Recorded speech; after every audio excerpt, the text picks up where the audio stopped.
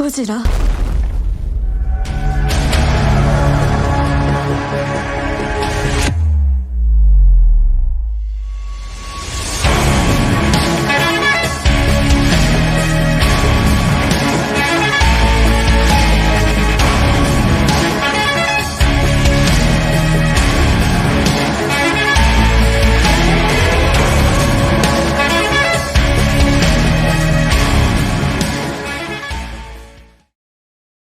Hello, everyone, and welcome to the Monster Report, a show highlighting those entertaining creatures of film history. We are here live at Monster HQ, here in my little studio I've got here set up in the basement of my house, and it's been a while since we've had a Monster Report live, so we're glad that you're joining us. So please leave a like, subscribe to this channel if you haven't had the chance to. We are getting close to that 100,000 subscribers, and today we're getting close to Godzilla Day. So 70 years of this monster that we all love and we've all admired and have just been, it's been such a big part of our lives. There's so much news about Godzilla coming out. Recently, we've heard from Takashi Yamazaki at New York Comic Con. A lot of cool stuff at New York Comic Con, if you've seen those pictures. But he mentioned that he had actually designed the 70th anniversary poster with the Shin Godzilla. And so with its re-release coming out here soon, that's more news as well. And all kinds of cool stuff. The Toho Godzilla channel actually had a cool 70th anniversary animation and a kind of clip video. Check it out on the Godzilla channel. So all kinds of really cool stuff happening. And we haven't even really gotten into it yet because it's still not November. It still hasn't, we haven't reached Godzilla Day yet. But 70 years ago, the producers at Toho, Ishiro Honda, we had Eiji Tsuburaya, we had Akira Fukabe, we had Tomoyuki Tanaka, the brainchild of all of this, putting together the monster that we all know and love, the Big G, named him Gojira, and as worldwide, they know him as Godzilla. So we've got a big show here for you today. So again, smash that like button, atomic blast that like button, and I'm going to bring in my guest, my good friend, Mr. Godzilla Fan Freaks himself, Everett Grondin. Good to see you. What's going on, Nick? Thanks for having me here on the Monster Report Live for this great, excellent, fantastic idea of a live stream. Absolutely. I'm going to give you a Titanosaurus because I know that's your favorite guy. There we go. Your kaiju. Yeah, so we are ready. We are going. We've got Bobby Reynolds in the chat. Good to see you, Bobby. Good to talk to you again. So, Bobby. Thank you so much. Dave Beers, let's go. You're right about that. Oscar Salas, what's up? Good to have you here. And Bobby Reynolds is throwing a hi towards Everett here. So good to have you. And yeah, talk to us in the chat. Let us know what you think about Godzilla, what kind of legacy he has left on us. We're going to go back and forth talking some Godzilla. We're going to go through the entire filmography. So get comfortable, people. Yep. I hope you're not standing. Are you sitting, Everett? Yeah, I'm sitting. You know me. I got my chair right here. I'm at my desk. I was going to say, get comfy, get some popcorn, get a beverage, whatever. And we're going to talk about this. We're going to go through each film. Random order. We're not going to go in order. I figured if we went in order, you know, I don't know. There's going to be the ups and downs as you go. I figured kind of like popcorn style. And we got our wheel spinning and we'll get all the movies, including the American ones, including the anime series. So, and talk about these and get our thoughts and just kind of lay them out. But before we get started, how things been with you, Everett, and the channel and just life in general? You know, things have been pretty good. You know, got a promotion at work, so you know that's more money in the door, and just been busy. You know, I did send out that channel update, just talking about kind of where I've been because I've been kind of on a hiatus with kind of nothing coming through. So you know, I apologize for that, but I'm starting to get some more content out. Things are starting to level out at work to where hopefully I'll be able to put in a little bit more time into making content and videos for you guys. And hopefully get back to doing the live stream shows, you know, Kaiju Chill Clocks and stuff, because I know those are really missed. But been doing pretty good otherwise, you know. and been enjoying that -1 release from the Godzilla store, that deluxe edition. Fantastic. And ended up actually picking up some -1 figures today. I did a little small order through the Godzilla store, and finally going to have some -1 in the collection on the shelf. So really excited about that. It's due time. Yes, my friend. There is no shortage of the merch when it comes to anything Godzilla related. I mean, a 70-year legacy like this. The only thing I can think of that even matches up with it is maybe the James Bond series, with the amount of movies. But I mean, as far as merch, just generally, I mean, and the different iterations of Godzilla. The amazing amounts of stories that have been told of this giant, either rubber suited monster or CGI monster. We've got so much more than any other series or legacy has given us. So I'm, in film, animation, television now, so much. And of course, yeah, we've got in case people didn't know already, the re-release of Godzilla -1 that's happening here beginning of November. I think actually Halloween night they're going to do the first screenings, and then November 1st and so on, with something like 15 minutes of extra footage in it. And it's like, where was that? I want to see that. So, yeah. I do believe, I think what they ended up saying was it's actually going to be like some behind the scenes stuff. But I've heard both, that it's either behind the scenes or extra footage. I'm not sure. Or maybe it's, who knows? It could be like deleted like footage. Who knows what got lost in translation. But I mean, like you said, like it's a great time to be a Godzilla kaiju fan in general. Like, we've been eating good for like the last year and a half now at least, and it's still just going strong. Godzilla Day's coming up. Toho's going to be coming out with their other little shorts and everything like that on YouTube and everything. And I know we had a blast last year watching those together. Oh man, that was so much fun. And Goji Fan 93, shout out to Chris, shout out to Michael Young, Zilla Fan 85, who was there. Yes, and sir. Just an amazing time. My son and I got to travel to Arizona, meet up with Everett and two other kaiju content producers, Godzilla Fan, Zilla Fan 85 and Goji Fan 93, back resurrected back on YouTube again. So glad to have that interaction, and to see other kaiju content creators in person. I don't get out to G-Fest that often. I know it's been a struggle for you to get there too. You're even further away. Yep. And that is true.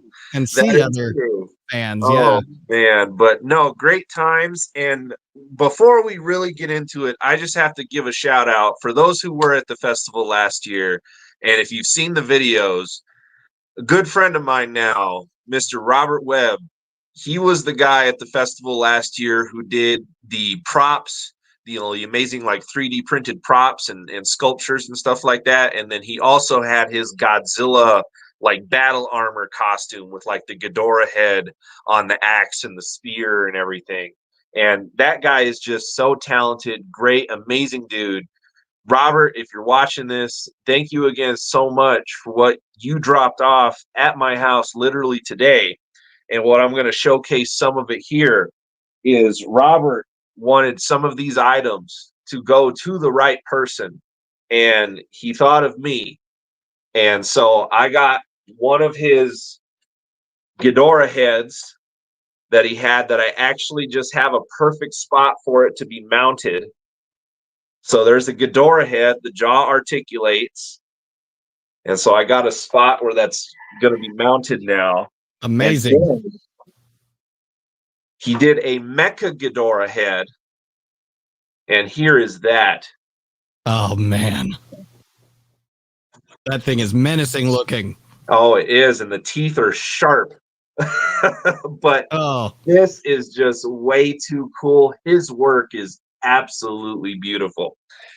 And now the biggest thing that he passed on to me, which it was a hard pass on because it meant a lot to him, but he knew it was going to the right home.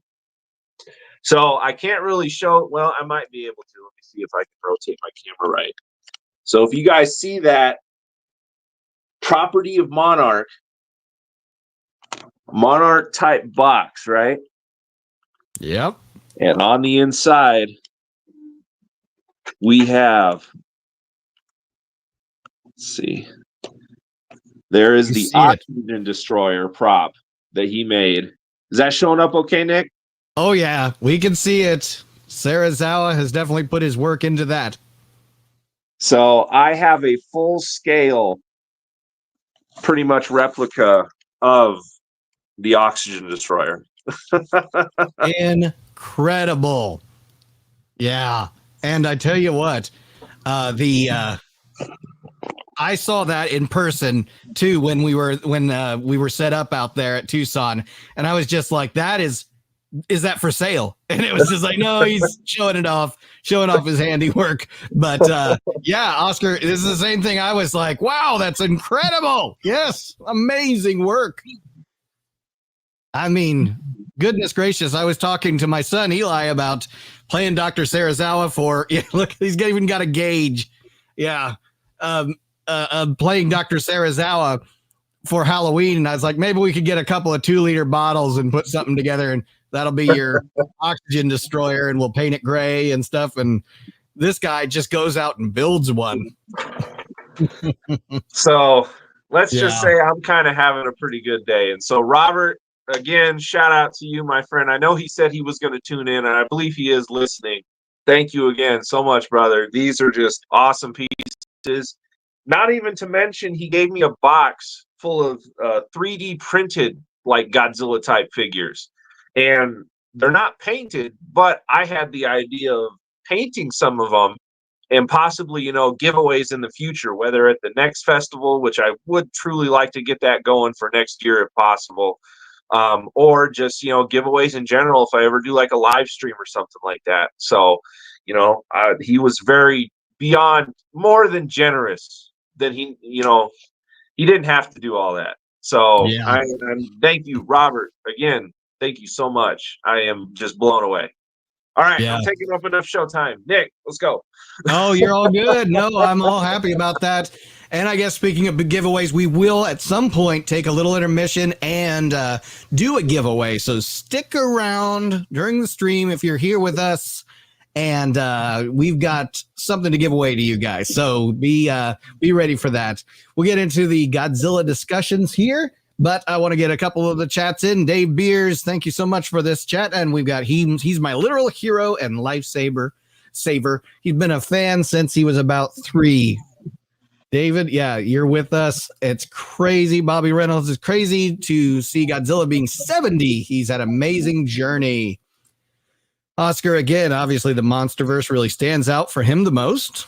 At first, the Heisei was his favorite era, but now the Monsterverse, something about it makes it just special for me. And that's interesting. Monsterverse Godzilla to me is my Godzilla. And it's likely, it's kind of your starting point. Where did you start? I started with Godzilla 1985. And so that's always been my Godzilla in a way. But yeah, at that time, of course, all we had were the VHS tapes of the Showa series and whatever was on TV that we could catch. Things were happening over, in Japan during the 90s when I was growing up, and we heard about them, but couldn't see them until much later. And when we started getting them on VHS, then DVD, and all of these copies finally of the Heisei series, and then the Millennium series came out. And yeah, we're going to touch on all of those. And so, yes, Fred Hollis, good to have you in the chat. I have seen every Godzilla movie ever made.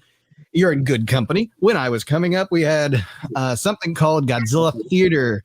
It was cool by the way they had it set up. The little Godzilla comes out before the movie. That would be awesome to see, a Godzilla Theater. And that's one of the cool things about seeing, some of the Fathom events, seeing the Godzilla movies come back out onto the big screen. Now we're seeing new Godzillas on the big screen with the Monsterverse and with Godzilla -1. A couple of years ago, Shin Godzilla, seeing that on the big screen. Yep. Oscar's got first Godzilla film was 2000, Godzilla 2000. First Showa film was 74, and Heisei film was 89. Still have them on VHS. Brother, I can't keep all my VHS copies. All right. We'll talk a little bit more about collectibles and other things as we go along, but we're going to spin the wheel of Godzilla here and see where she lands. And Everett, you're going to go first with don't let it be Final Wars. Godzilla versus Kong. This would be what do you want to call it? The 2021 Monsterverse. So we'll remove that. Whoops, I should have left it on there, but we all know what we're talking about. GVK. So take it away, Everett. So Godzilla versus Kong. It finally gave fans of Godzilla, really what we wanted to see out of the Monsterverse was really bonkers monster fights. That was the thing that was weaker in the earlier films, besides Kong Skull Island, which, in my opinion, is still my favorite. I love Kong Skull Island so much. But Godzilla 2014, Godzilla King of the Monsters 2019, again, it did a lot of that bait and switch, cutting away from the monster action, being obscured by heavy darkness or storms, flashing lights. You couldn't really see a lot that was going on. And then here comes Godzilla versus Kong, which is just all out. Like, all right, let's see these two duke it out. They haven't fought since '62. Let's go. And it was just a wild ride. It's just one of those turn off your brain type films and just have fun with it. I really enjoyed Godzilla versus Kong. Nick, what about you? Yeah, loved it. Seeing this in the theater, saw it a couple of times, and then on a re-release, actually. It was funny because there was COVID during that time, and a lot wasn't happening at the theaters, you know, and so it's like, oh man, there's just nothing happening. We're all sitting at home. We're streaming a lot of things, and not a lot of new content. But this was in the works already, and it was ready to be released. And I think in a lot of ways, and I've heard this from other Godzilla fans, so I'm not going to take credit for saying this myself because I've heard them say it, that this film probably saved a lot of theaters because it's like the money wasn't coming in, the content wasn't out there, and here we go with a big blockbuster hit. And it's nothing to say against Hollywood because it's like they couldn't, they didn't know what to do during that time. None of us did. And it was like they couldn't produce anything. And so here was something that was in the works already, was able to finish it out. And, in a lot of ways was a breath of fresh air after all of that terrible, COVID lockdown that we all had to go through. And so here comes this film that is just plain fun and a way to kind of forget about the world because it wasn't trying to make any kind of like message about what was going on in the world at that time. There was no connection to politics or anything like that.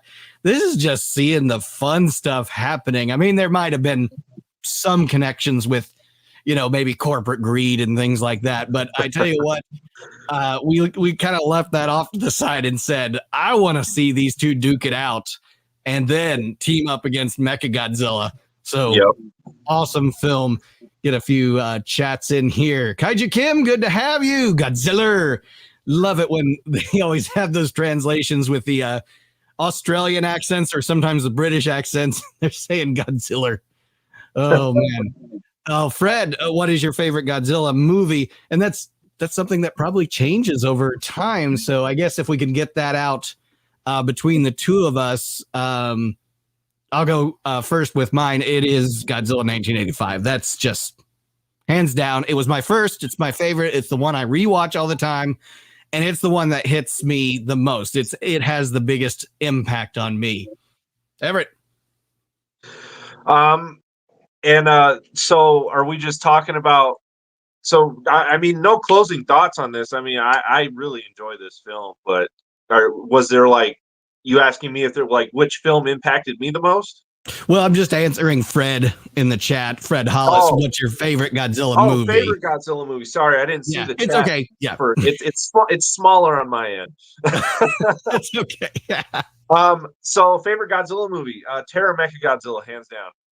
Oh yeah. Oh yeah, I'm with you on that. That's a great one. And obviously it's the one that closed up the Showa era. So Yep. yeah. Yeah, that's the one that has the most impact. Bobby Reynolds talking about Godzilla being like John Wick. just laying waste to all his enemies. I guess in a way, Final Wars is kind of the John Wick. I don't know. I don't Final. know.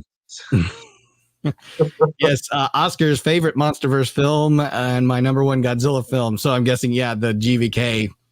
Also, we finally got new crossover. Still wonder what would have happened if we had Godzilla versus Kong in the 90s.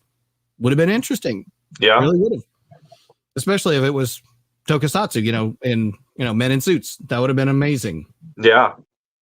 Not mistaken. It could be women in suits, men in suits and women in suits. We had is it Rie Ota, who played Baragon, right? Yeah, and GMK. GMK, yeah. Not mistaken, it was going to happen, but the rights to King Kong and other legal stuff. Yeah, that's the thing about Kong. There's so much about that the rights to King Kong and the story that they have locked up. So yeah, -1 is his top pick. David Beers, yeah, it's definitely a new fan favorite. All right, spinning the wheel of G. Next up, we have got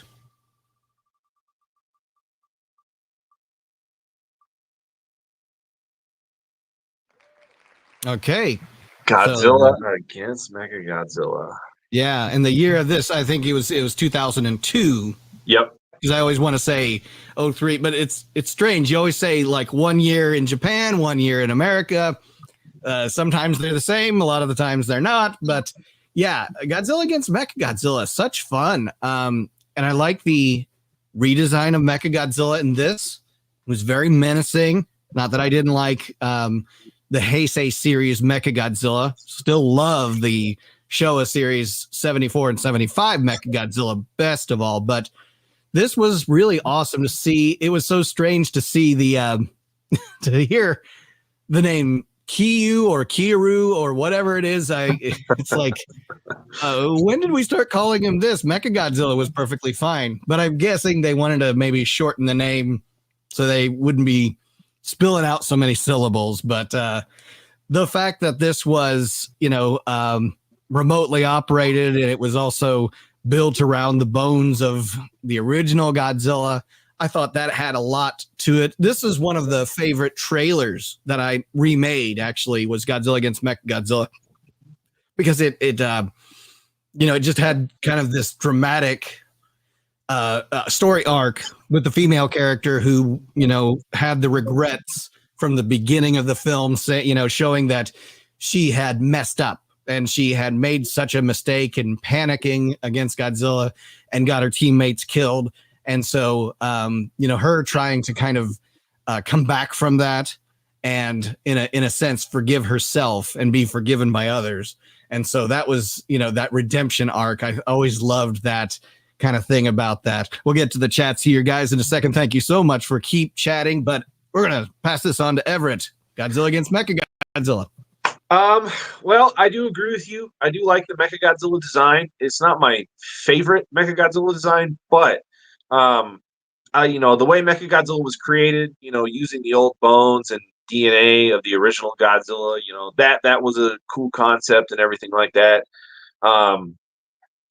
This was the movie that finally, Godzilla's fire was going back to, blue, with that kind of millennium type design, because that always threw me off with Godzilla 2000 and then Godzilla versus Megaguirus, is that his fire was, orange, that orange red.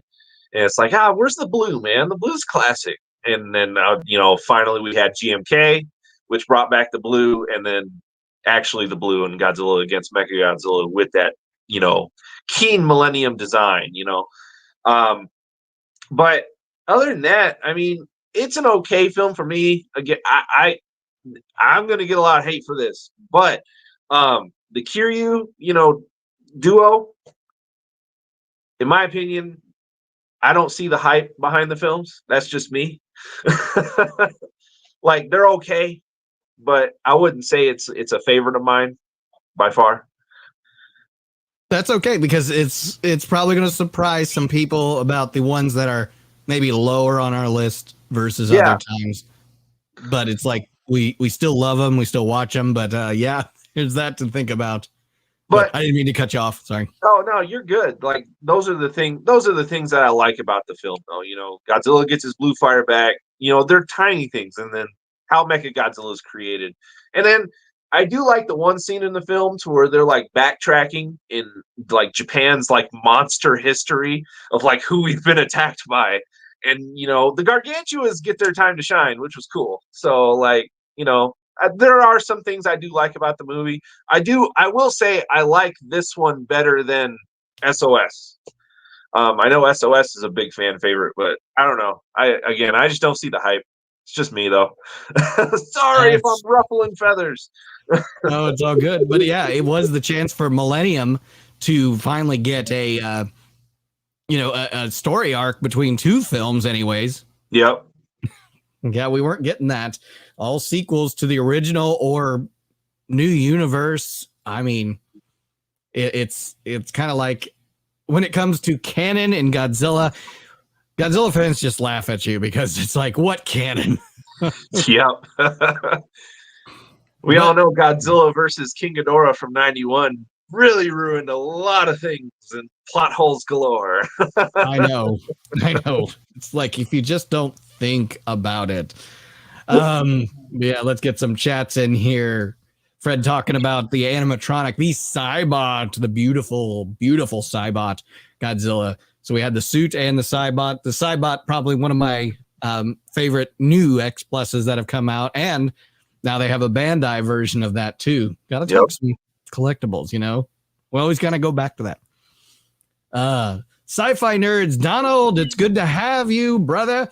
So good to have you here in the chat. Keep talking with us. He's like, Evereat. No E at the end of the name. That's the alternate timeline of Everett is Evereat. There you go. I love the battles in this movie. You got to give it to that. There's some pretty awesome battles. Technology, Godzilla 1984. The last shows Godzilla shows didn't end until 1989. Not quite sure what you're mentioning there, Bobby, but yeah. Lot there. I love the Kirogoji design. Face reminds me a little bit of a wolf look. That's cool. Yeah, it does. And let's see. Also, Kiryu design is my number one Mechagodzilla design. MVMG is my second favorite. Okay. Fred's talking about his favorite Godzilla versus Megalon. And that's the funny thing about that. There's a lot of rewatchability in that film. And to say it's your favorite, hey, I can understand. I can relate. Kind of depends, again, where'd you start? And Donald, that's his name for the Kaiju multiverse. Okay. Yeah, multiverse of madness. Yeah, Bobby, I see what you're saying. It's a Showa film. Okay, in the technical sense, yes, you are right. It is a Showa film that does have its sequels in the Heisei. So we'll call it a crossover film. There you go. And Donald, I didn't know this. The 74 Mechagodzilla is his favorite. I actually did not know that. So thank you, Donald. Yeah, anyone who wants to talk about their favorite Godzilla in the chat here, just let us know. And you're going first on the next spin the wheel. Which one's it going to be? Let's land on a dollar. No. Oh, yeah, I know. That's a different show. Bankrupt. Oh, Godzilla and Mothra Battle for Earth. Take it away, Everett. Okay. All right. Well, this is a fun one for me to take the lead on because came out in '92. That's my birth year Godzilla. So this is my birth year Godzilla movie. This movie came out the year I was born. So Godzilla, Mothra, Battle for Earth. That American title, which I just prefer the Mothra versus Godzilla or whatever. But great film. I mean, I think it's a fun film. I'm a little biased on it because again, it is '92, so I have that attachment to it. It's my Godzilla, and one of the things I never got about the film was Godzilla's heat ray. It didn't sound that traditional sound. It was more of like a beam laser. And it's that always throws me off. Especially, I remember the first time I watched it, and that really threw me off as a kid. I'm like, man, I hope it doesn't continue to sound like that because, in all honesty, I didn't like it. But Batra, I mean, you got to give it up for Batra. I mean, Batra alone sells the movie because it's the only movie he's ever been in. He's one of those solo kaiju, and Batra's design as a larva and even as the adult form are just amazing. His powers, crazy, colorful. And even though Godzilla gets his butt kicked, at the end, with them kind of ganging up on him and everything, like that was just a cool scene in general. It was like, that's a cool use of like those special effects. And I think that was just awesome. And then how they implemented a lot of that into the Godzilla games, for the era. Mothra would have that force field that when Godzilla would shoot his ray, it would like fire back at him and stuff. It's like that was just really cool. Great ending battle.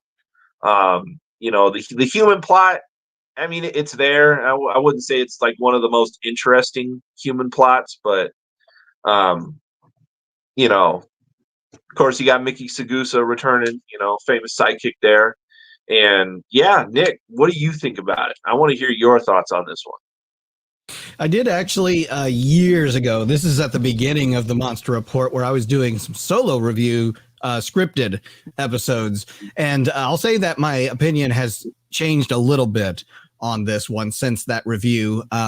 This is actually the 10th anniversary of the Monster Report this year. I did start in 2014, May of 2014. So I did not do a 10-year anniversary, kind of thing. It's just like a lot of things going on, life, like yourself, a lot of things going on in life that just prevent you from getting content out. And this is not exactly our full-time job. So this is something we just like to do as a side hustle and just enjoy. So if you want to go back, anyone out there who's a subscriber or not a subscriber, new subscribers, check out that. It's mostly comedic because there's a lot of fun in that movie. There's a lot of silliness with the human characters, especially ripping off Indiana Jones and in more than one way. Oh my goodness, that is true. Yeah, and they want to get the Twin Fairies, the Shobijin, back in there and do something with them. That was a neat way of getting them back in there. But even some of the special effects, that when I show it to people, it's like, wait a second, like the the sun doing its rays across the floor to show the Mothra symbol that will end up on the spot again, Indiana Jones, Raiders of the Lost Ark style. But man, that sun was booking it across the sky because it just was like, right from floor over. And so things like that, you're just kind of like, that doesn't exist in reality. Or the fact that they start scraping the obvious egg and say, what is it? I don't know. It seems like it's some kind of eggshell. I mean, it's like, you mean it's an egg this big? You think it's a dinosaur egg? You see how many times we've seen these movies, people? We can literally repeat the lines in our heads. No. Now, whether that was a good translation or not is anyone's guess. Someone who speaks Japanese could probably tell us if that was the case or not. But it has the payoff. Batra's amazing. The larva form, which I do love the fact that, the battle of Batra and Godzilla is so rough that it literally opens up. It splits the seafloor and they're battling out, duking it out inside the earth, the mantle or whatever of the earth. So I'm like, okay, that's pretty awesome. The final fight with Batra and Mothra ganging up on Godzilla was pretty awesome. The fact that Mothra, I've always thought, how is it that the giant butterfly can take out Godzilla and is the only foe against Godzilla that's really actually defeated him in a sense. You could say Destroya in a sense too, but there was also some interference, let's just say. But Mothra has claimed the victory of Godzilla. And so when you have that battle, you're always thinking, how is it that Mothra can duke it out with the giant lizard? He's obviously strong, and there's a lot of vulnerable points on a giant moth, butterfly, whatever. And so it's like there's actual energy projection from Mothra, from the antennae, from the wings, the fact that it's basically the poison or whatever else, the magic that it was emitting, the glitter. There was lots of glitter in this movie. A lot of glitter. And that just, oh man, for a parent, we hate glitter. Stop. Don't get the glitter out. It gets everywhere and then it's impossible to clean up. So yeah, there's a lot of good and some not so good about this. It was higher up in my list of Heisei films back then.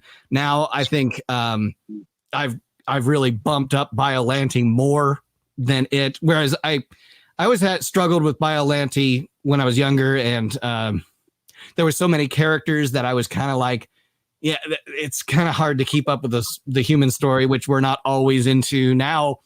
Little older, and I'm more into some of the human story and why the motivations for the human stories are written the way they are. And I always liked that. And there was even some messaging of the greedy corporations in this one.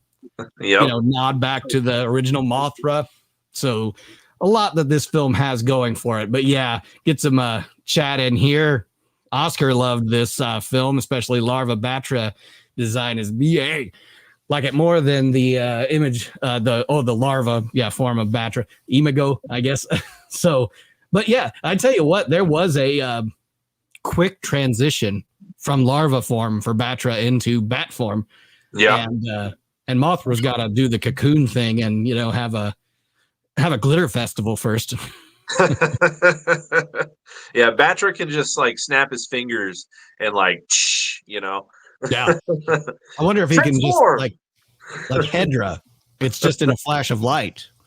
Just switch from flying form to walking form, whatever, crawling form. Sci-fi nerds, Donald loved it. Oh, thank you so much. Yes, 10 years and nearly 100,000 subscribers. We're probably in the neighborhood of 2,200, I think, away from 100,000. It's a slow crawl to that, and then we'll get that little plaque if they even do that anymore. I think they do that. But it's all YouTube stuff. Do enjoy the final battle of this. Better than the final battle on 64. Just can't get behind Godzilla losing to Larva Mothras. That is kind of a tough pill. They were just born. Yeah. Bobby, what if they made a Godzilla TV show in the style of Sesame Street Godzilla and other kaijus as the Muppets? I kind of have done that in a sense with my plush figures, done kind of a puppet show. So, yeah. And Fred, we will be getting to King Kong versus Godzilla, the first Kong versus Godzilla at a certain point. It depends on the spinning wheel. Speaking of the spinning wheel, I'll take it from here. First to go on the next film, which will be Where She Goes, Nobody Knows. Lose a turn, spin again. All right, Godzilla versus Mechagodzilla II, which would be the 93 Mechagodzilla Heisei series. I really love the fact that beginning in the Heisei series with Godzilla versus King Ghidorah, I say Ghidorah, you say Ghidorah, whatever. The fact that Akira Ifukube came back to compose the music, and the theme for this film is very memorable. That ba ba ba ba ba, and the dot dot dot dot. You know, the cues for this one. Yeah. Really enjoy that. That's some fun stuff. I don't like the face design so much for the '93 Mechagodzilla. That's just me. But at the same time, you know, I can live with it. It is what it is. I always thought he's beautiful, Nick. Come on. He's beautiful in his own way. You're right. He's the face that only a mother could love. I'm gonna get in some trouble for that, I'm sure. So but at the same time, I have a couple of different figures of that. I don't have an X Plus of the '93, but I'm sure you do. I do. Of course you do. I have a little Bandai of him and I think a Trendmasters. But back to this. Anyways, I always thought putting people inside the Mechagodzilla is a bad idea. Just like putting people into the Super X to duke it out with Godzilla. It's like you're gonna put those people in the path of his atomic breath. Do you know what you're doing? It's like right into the belly of the beast, and they kept kind of going back and forth with this Mechagodzilla being remotely operated, people inside of him being controlled by the jets around him, or in the case of the Super X, it was so nice they built it thrice. So that whole thing. There's a lot of goofiness with the Heisei series had this with the human characters. That character who was put into G-Force against his will in a sense, and was his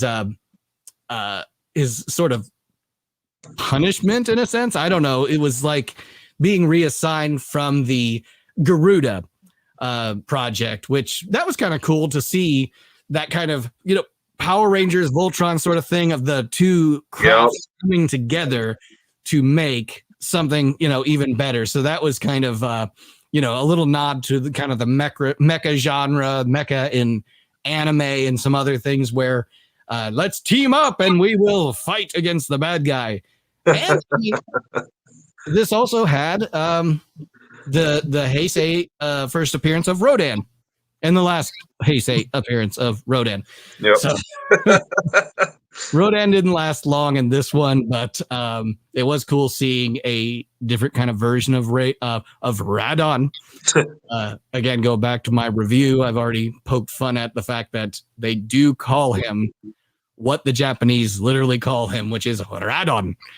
I do like the change over to English to Rodan. It works much better because it's going to be confused with radon.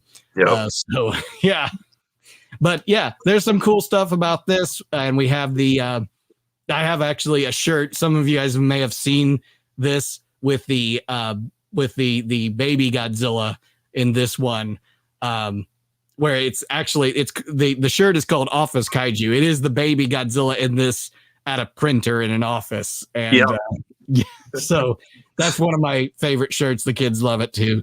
So I don't have a whole lot to say on this one, but you know, it's still one that every once in a while I enjoy throwing it on there. Everett, redeem Mechagodzilla 2. Man, Mechagodzilla 2 for me, I really enjoy this one. This is one of those Godzilla movies that, just because it does have a few different things going on, you know, you have the story arc with the baby, you have the human plots, you know, the plot with Mechagodzilla and Godzilla, Rodan's thrown in there.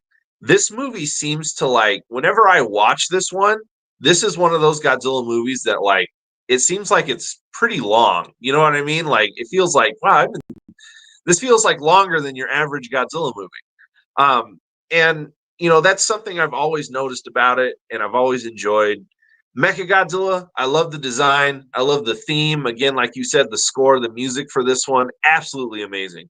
But Mechagodzilla, I love the Mechagodzilla design. I love all his different weapons, you know, that they did, the paralyzing missiles, the Mega Buster, the plasma grenades, just even though the eye lasers only got used like once, those were pretty cool. And then the shock anchors. And then, like you said, at the end, forming Super Mechagodzilla with Garuda. You kind of have that Voltron come together, transform, type thing to become even better. And I mean, just great. And again, even to consider that this was going to be the last Godzilla entry in the Heisei series, but then they saved that for Destroya. They were like, they went back and were like, nah, we don't want to kill him off just yet. Godzilla was supposed to die, but they ended up pumping out Space Godzilla for that in between filler and then Destroya. So, but I enjoy this film. I don't really have any issues with it.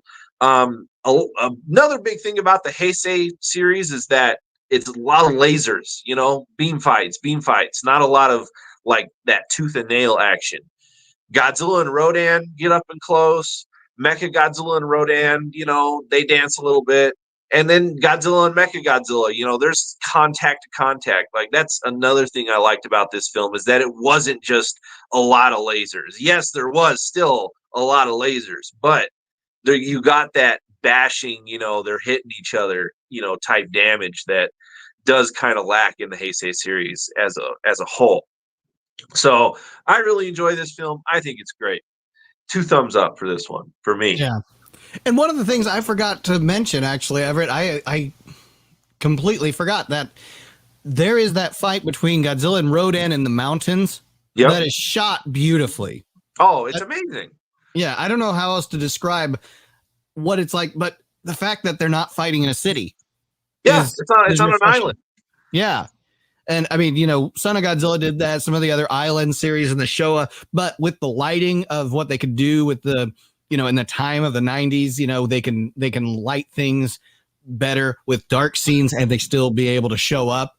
And that battle, was pretty brutal there, but it was cool to see that it kind of brought me to Kong 76 when he fought the snake, amongst all the mountains and things.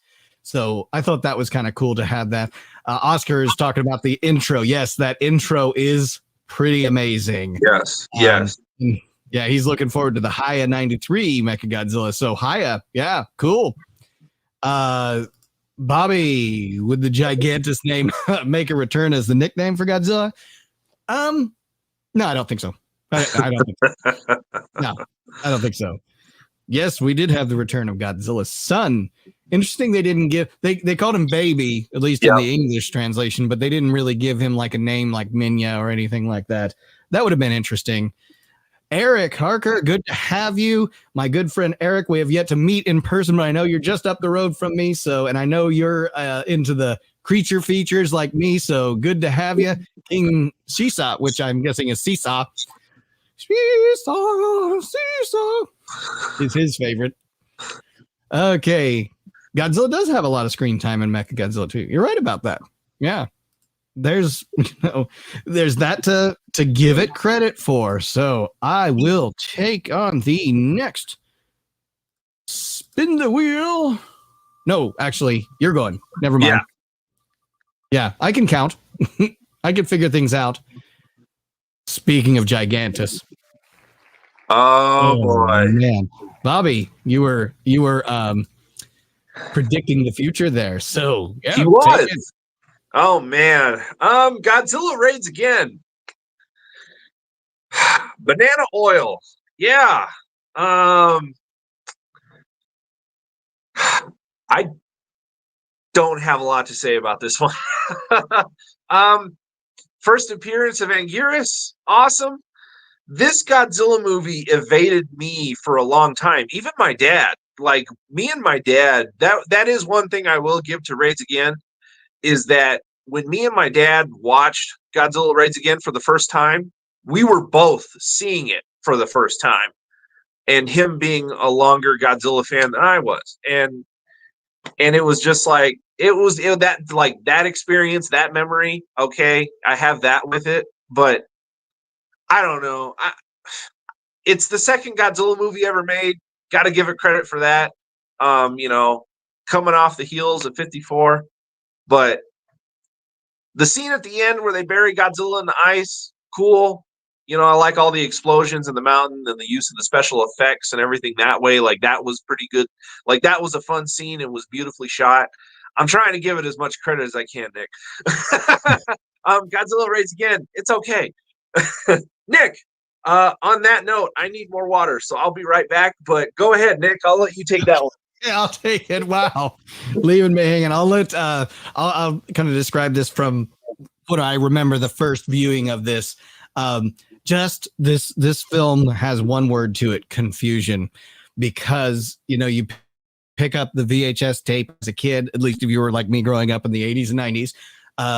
And the title right there, it's Godzilla Raids Again. That's what it is. It's in the title. And then you pop it in, and what flies at your face is the name Gigantus, the fire monster. And it's like the confusion just goes from there. And if you've seen the Godzilla 1954, you've got Dr. Yamane, Professor Yamane, or Dr. Yamane, making an appearance in this one, talking about the monster that attacked Tokyo. And we're all like, yeah, it's Godzilla. And he mentions that it was the first Gigantus, or Angorus, actually. They interchange Angorus and Gigantus a lot in this film, and it's really tough to keep up with it, especially in the translation.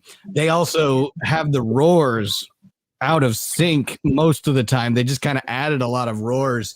And if the legacy of Godzilla wasn't as strong as it was, this film, just by the translation that was done to it, to change the name, to change a lot of the details about Godzilla, the confusion of it could have killed this. But Godzilla is strong, and the fandom just grew, and we didn't get it didn't put the big G down, which I'm really happy about. But it is okay. The monster battles are decent, especially when they don't have the camera speed incorrect, because there are times when the camera speed is incorrect, and they're just fighting away like a Benny Hill show at one point. I was just like, man, yeah, Oscar, man, I feel Angus should have had more films to appear in. He was Godzilla's first monster foe. Yeah, the first time we got to see the duke out of Godzilla and another monster, and it just went from there. Tick tock, Godzilla 167. Hi, good to have you. All right, we will not spend much time on this. I'll take it with the next one. Yeah, I guess we can start going a little bit more rapid fire, but maybe a little bit more time on the ones that we really love. Yeah. Whoa. Oh. Thought it was going to be right on the edge between the two. So we got Smoggy. I love Godzilla versus the Smog Monster. I watch it all the time. It's the movie that I watch when I'm sick at home, because the dad, the professor, don't remember his name, but he's at home and he's injured by the Smog Monster. And I thought that was like, I put myself in his place, and he's unwell to go see the electrode setup, and but he's got to pull up and be in the, his wife helping him out of the back of the car, and it kind of reminded me of drive-in movie, because we have a drive-in theater that's still in service here in Randolph County where I live, Indiana. So you'd spin the car around and then open up the tailgate and watch the movie. He's watching a monster battle, which is like the best thing ever. So that's the movie I keep going back to. But this is a bizarre movie.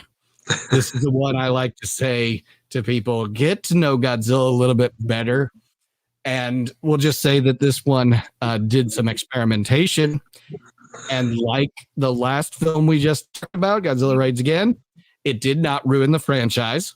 Yep. Because the franchise is strong, because this kaiju is absolutely strong in the minds and hearts of its fans. So, but this one has aged well in a lot of ways, even with its bizarro stuff. Check out my box day on the Godzilla the Hedorah SH Monster Arch figure. You'll know why I love it so much, because I did some skits.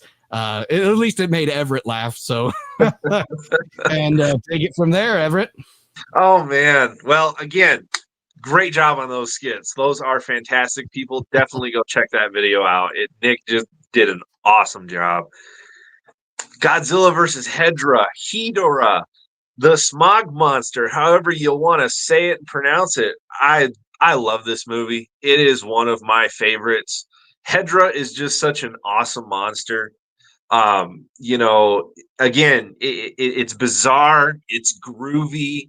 You know, the message about, you know, stop polluting the earth, you know, that, you know, just being green, you know, like, and Godzilla was there to save our environment, you know, like crazy. Godzilla flies in the movie, people. Like, come on. I love Godzilla versus Hedorah. Just like you, Nick, I throw it on any chance I get. I could watch it subtitled. I could watch it dubbed. I could watch the AIP dub that you sent me, that copy of it. You know, I could watch the Smog Monster any which and ever way. Like, it's just a great, fun movie for me. Rewatchability is high. I love Godzilla versus Hedorah. Nick. Leave a like if you like Godzilla versus Hedorah. Leave a like if you don't like Godzilla versus Hedorah. Just leave There a you like. go. Yeah, you're here. And of course, you need to subscribe here and subscribe to Godzilla Fan Freaks on YouTube. Follow him on Instagram and on Facebook, Godzilla Fan Freaks. So, yeah, there was, let's see. Yeah, Oscar is mentioning raids again. Enjoyed the speed battle. Like real animals. Yeah, yeah. And the commentary on that with Steve Gojira in that classic media set is very good. It's another way to really appreciate that film if you watch it with commentary. Godzilla raids again, but back to Godzilla versus Hedorah. Alice, good to have you here. Godzilla versus Hedorah is one of the best selling in the Showa era. I actually didn't know that, and I'm not going to fact check it because I don't doubt it. Honestly, it very well could have been. During that time, the environmental message, you know, definitely impactful on people. 70s Yep. Godzilla are my comic book movie. That's a way to put it. Definitely. Here, rumor. Now, this is interesting. Hedorah may appear in the MonsterVerse Monarch Legacy of Monsters on Apple TV in season 2. It may, in that case, I may renew the Apple subscription because I was just kind of like, okay, on the Monarch series as it went along. So I was like, I'll just let it lapse. I really, you know, could take it or leave it. But if Hedorah's going to be in it, that could be interesting. I think that'd be Could cool. be. Yeah. Godzilla is immune to Alien 3 syndrome and he dies. Doesn't matter. He comes back. Well, yeah, of course. Godzilla always comes back. And like you said, this is the one where the trivia of Godzilla, if you ever done Godzilla trivia, and of course, if you're a Godzilla fan, you aced it. And when there's people who are kind of a, you know, oh, I've watched a few of the films, and it comes around to the question of, can Godzilla fly? And they're all like, no, Godzilla can't fly. And we're all like, yes, he can. Yes. I'm sorry to inform you, but he can fly. You will believe that a monster can fly. Oscar says the film is one of his least favorite Godzilla films, but Hedorah's a cool design. I love the FW design. Oh, Final Wars design. Yeah, that was a cool design. Godzilla's theme song and Hedorah is underrated. Yes, that is a trippy kind of score to that theme. So, all right, moving on. What do we got? Everett's gonna take on, and he's gonna do this awesome. Oh. Megaguirus. Megaguirus. All right, Godzilla versus Megaguirus. You know, a lot of the Millennium films are going to be like really quick with me, just because I'm not a big Millennium era fan. I'm just going to get that out of the way. Godzilla versus Megaguirus is cool. You know, I like the whole concept of it. Megaguirus comes through a wormhole that the humans created with a black hole gun. People, like, okay, that we can just make black holes now. And oh, what happens to it after it's fired? It just disappears. What basically a black hole doesn't do. I mean, I don't know. It's got its moments. You know, I do like the whole scene where all the dragonflies are flying around Godzilla and you know, taking his energy and stuff like that. It definitely reminds me of when we have our monsoons here in Tucson and all the mosquitoes, and you're just getting bit up by mosquitoes outside. So I resonate with that scene a lot. And then the black hole gun concept is cool, you know, firing it from space from a satellite. This movie actually was in the series that I did with my buddy, the Bitter Irishman, in the videos I did with him. If you guys haven't seen those, go check them out. We actually watched Godzilla versus Megaguirus because he's never really seen any Godzilla movies like outside of what's been current. He's never even seen the original.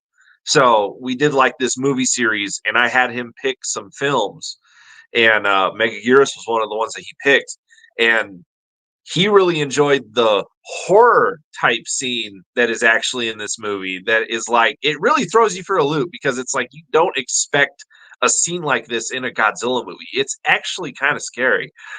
Like when I first saw it, I was like, I feel like I'm almost watching like Alien or something like that, you know?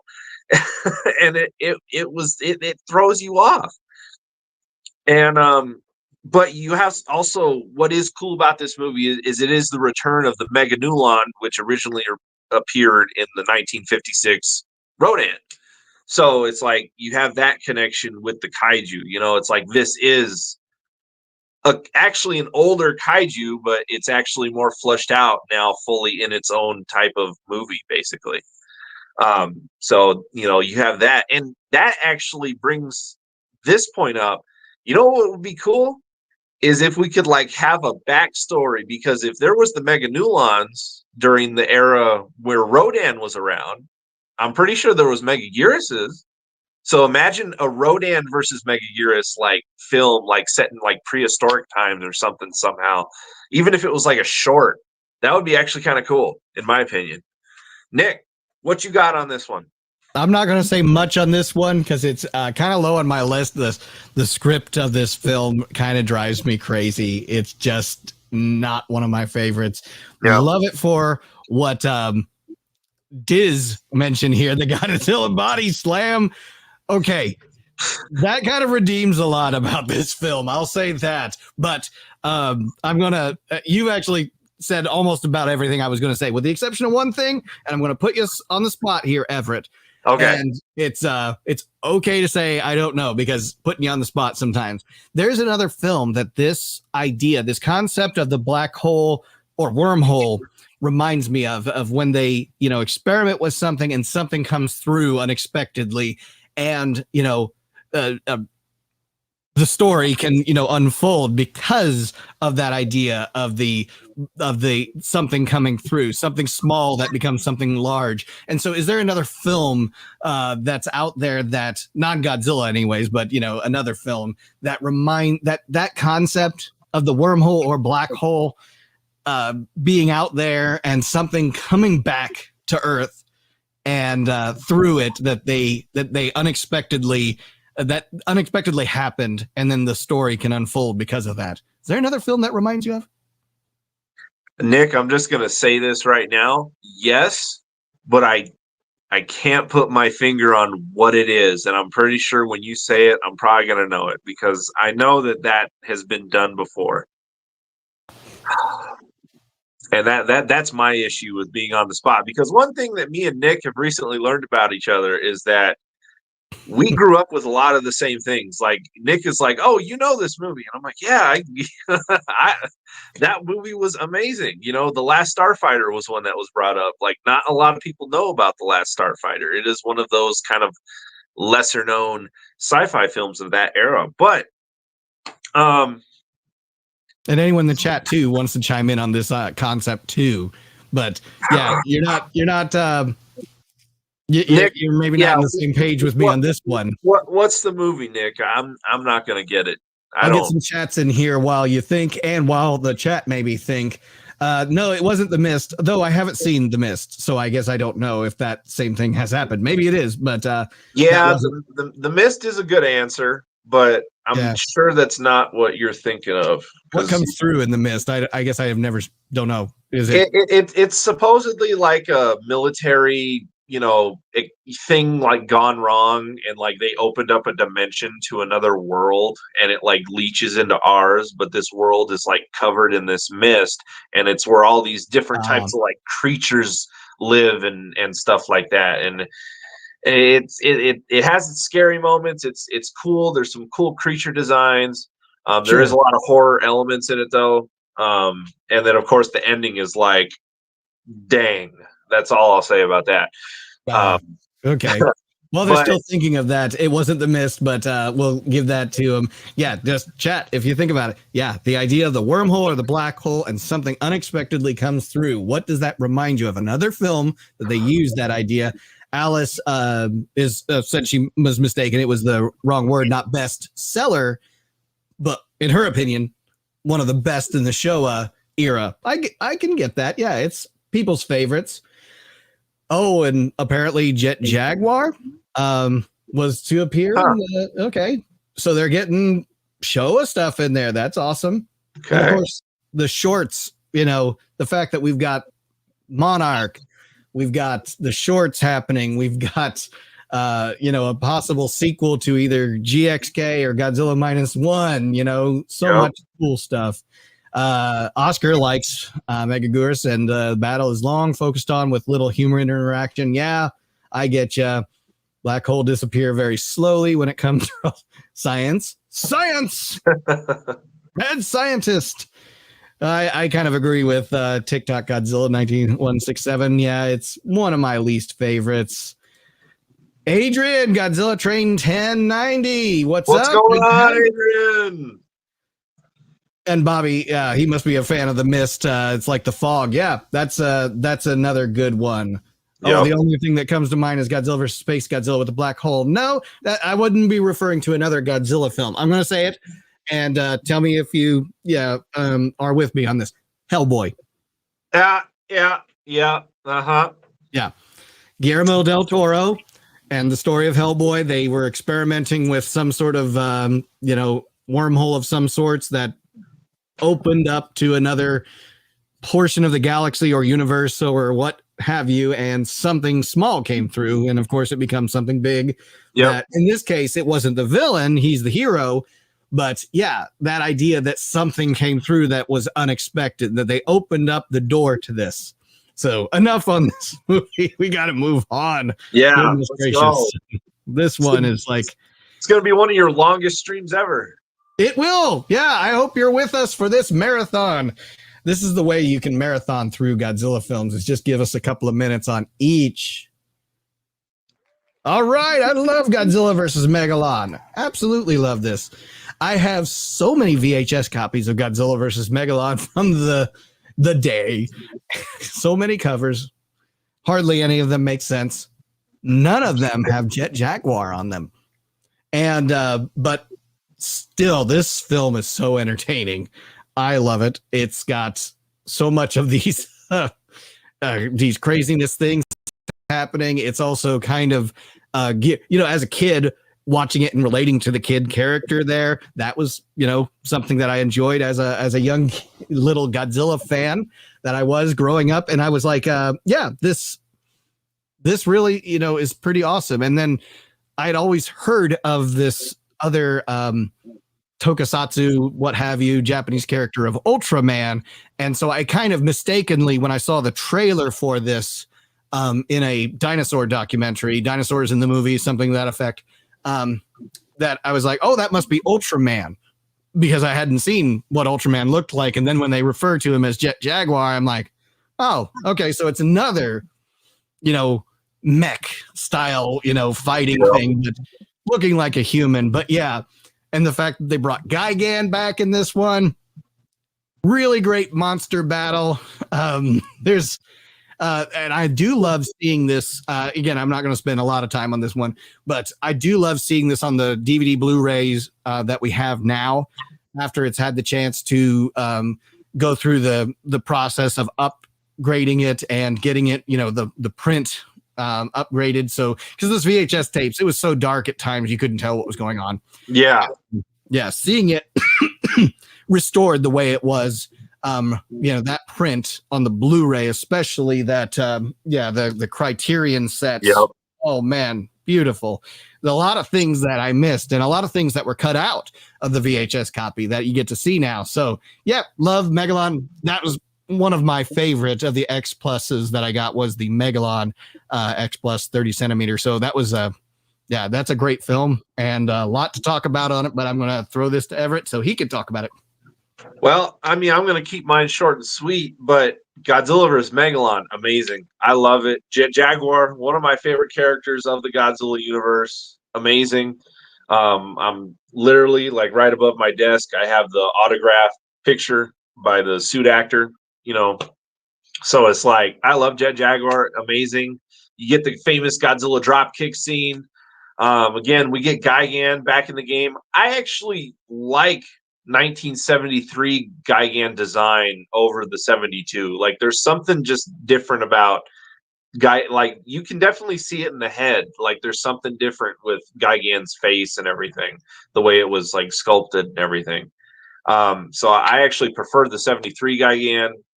Sure, we got stock footage galore kind of for this one, full of stock footage, but you know what? Godzilla vs. Megalon, a lot of rewatchability. Megalon is an awesome monster, awesome kaiju. Jet Jaguar, awesome robot. Don't know how he does what he does, but he can go from human size to kaiju size. Somehow he can do that. I don't know. Nick, Godzilla vs. Megalon is awesome. Let's go. It is. Let's move on because the next one you're going to be taking on is Spin the Wheel. And we're going to keep going until you tell me to take a break for our little giveaway. We will have Take It Away for Just on the Edge of Godzilla versus Biollante. Everett, you got this one. All right. Godzilla versus Biollante. All right. This movie is amazing. I really like this movie, which is funny because as a kid, I saw this movie relatively kind of young. I remember the VHS. We had the HBO video VHS and everything. Biollante kind of scared me as a kid. Like the scenes where she's like wrapping up the spies and stuff. It's like, that's kind of scary. The music and everything. It's like, And Biollante's design overall is like very kind of eerie, in the rose form especially. It's eerie, you know what I mean? It's not exactly a rose. It's very scary and eerie. And then you got the final form, which is this giant crocodile Venus flytrap, whatever it's supposed to be. And it's just this gigantic, monstrous thing. Godzilla 1989, the design. I love Godzilla 1989. Probably my second favorite Godzilla design. Absolutely love it. I love Godzilla's roar in this, keeping that, same as, kind of the 84-ish roar and everything like that. Just keeping that ferocious roar. I wish it kind of stayed that way throughout the entire Heisei era, instead of reverting back to the classic kind of roar. I kind of wish it stayed that way. But great story, great monster battles. I love the behind the scenes also on this film. Biollante, this gigantic puppet. And it's absolutely crazy. I think it took like 30 plus people just to run it alone. It's like insane. Special effects, amazing. Super X2, really cool concept. They take the humans out of, harm's way for that one, Nick, if you think about it, because the Super X2 was remote controlled. So it was kind of like, a drone basically. And I loved the fire mirror. I thought the fire mirror was really cool. But yeah, this is one that scared me as a kid, but now I love it. It is one of my favorites, very high on my favorites list. Nick? Yeah, I can tell this was one you're going to talk a little longer on, and that is perfectly fine. And it's high on a lot of people's lists, and for good reason. This is a really entertaining and thought-provoking film, and it's got such a unique new monster that, we haven't seen anything like before. And the fact that it was it was the first, in a sense, female monster. Yeah, I guess you can kind of say Mothra. Mothra's gender is kind of all over the place sometimes, but literally to be the villain of the film like this. So yeah, very cool design, and just a lot of special effects going into this. The Godzilla design, actually, the suit design is one of the favorites for people too. I do see that, and I see that it became kind of an icon as far as when people just want to use a generic Godzilla design, they kind of go back to that 89 design. So I can kind of see that. Though there are a few shots in this film that I really didn't like. There's a few times when Godzilla is shot straight on, especially in the scenes with Miki Sagusa. It's just, I don't know. There's something about the face that's just not working for me. Looks a lot like a cat. Yes. Yeah. There's a lot about it that is just not working. Do love the double rows of teeth. That's pretty awesome. Beautiful. Yeah. And I'll get some of the chat in here before we go to the next one. Fred is talking about back to Jet Jaguar, a modern Jet Jaguar. Yes. In a sense, the short film kind of did that because he could do things that the other one didn't, though it was still very much the design of the original Jet Jaguar. And then Leslie Chambers is in the chat, and I'll take it away. I'm kidding.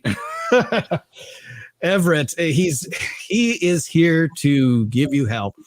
That's Leslie. Everett, good job, Leslie. Thank you for that. Thank you for that so much. Prefers the 73 Godzilla. Why does he defend Space Godzilla so a lot? So we just have to let Jesus take the wheel on this one. So, Leslie, good to have you in the chat. Thank you so much, everyone. And everyone was Godzilla, Biollante in the Monsterverse. Okay, everyone was. Oscar, yes, the first Heisei film. Love Godzilla vs. Biollante. Godzilla appearing out of the volcano. Yeah, that is a great scene with the Ifukube music. And I in my trailer, paired the kids with their pictures of Godzilla to the next shot being that him walking out of the volcano, because I thought, man, that is a fun way to put it. I know it didn't happen in the movie that way, but in the trailer, that's what I wanted more than anything in that trailer that I wanted to see is it going from those pictures to him coming out of the volcano. Yep. Absolutely fantastic. And one thing I want to note on a collectible, actually, really quick, if everybody remembers the Godzilla 1989 from SH Monster Arts that had the lights and the sounds and everything like that, my wife got me one of those, and that thing is absolutely amazing because it does play the music, and then at the same time as the music's going, you can keep pressing the button, and it has the roars and stuff, so you can kind of like almost recreate the scene and everything like that. And it's just like, so just touching on that, like, that is an amazing figure if you do love Godzilla 1989, Godzilla versus Biollante in general. That is a fantastic figure on the aftermarket right now. I'm pretty sure it's crazy expensive, but if you do find one for a good deal, the SH Monster Arts 89 with the lights and sounds, I highly recommend picking it up. It's a fantastic. So good. Yo, Oscar, absolutely love Nicholas and Everett, but Everett makes an easy target for a lot of issues. Okay. Well, that's fine. I don't care. Yeah,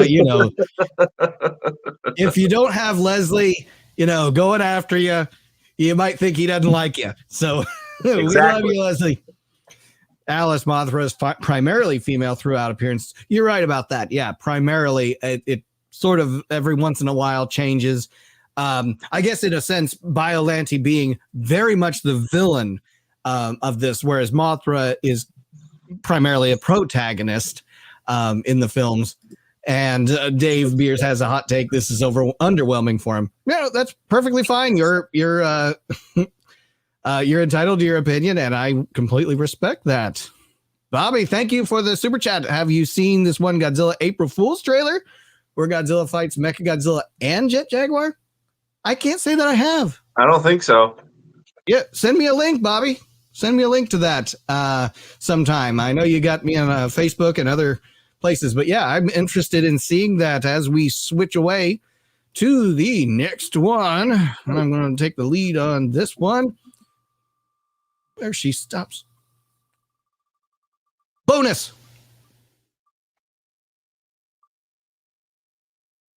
All right, Godzilla X Kong, the new empire. Boy, you got to see the video I did. That was kind of just on the title reveal that they made such a big deal about. I do appreciate that they didn't call this Godzilla and Kong, because titles can really make or break a film sometimes. Yeah. So I'm glad they went with Godzilla X Kong, the new empire. That worked. Though I guess I don't quite see the empire as much. It doesn't seem as much of an empire, but yeah, there was a group of underground monsters. But this is going back to GVK with the just fun aspect of it. Leave your brain at the door a little bit, and a lot of nods to the Toho films. Loved it for that. I thought there's a lot about this that you can't suspend disbelief about, but again, most of these monster films you can't suspend your disbelief about. Not all of them, but I guess when it comes to the arc of the whole MonsterVerse, since they went there already with the other films, slowly going towards more comedic and entertainment as opposed to being dark and brooding. Yeah.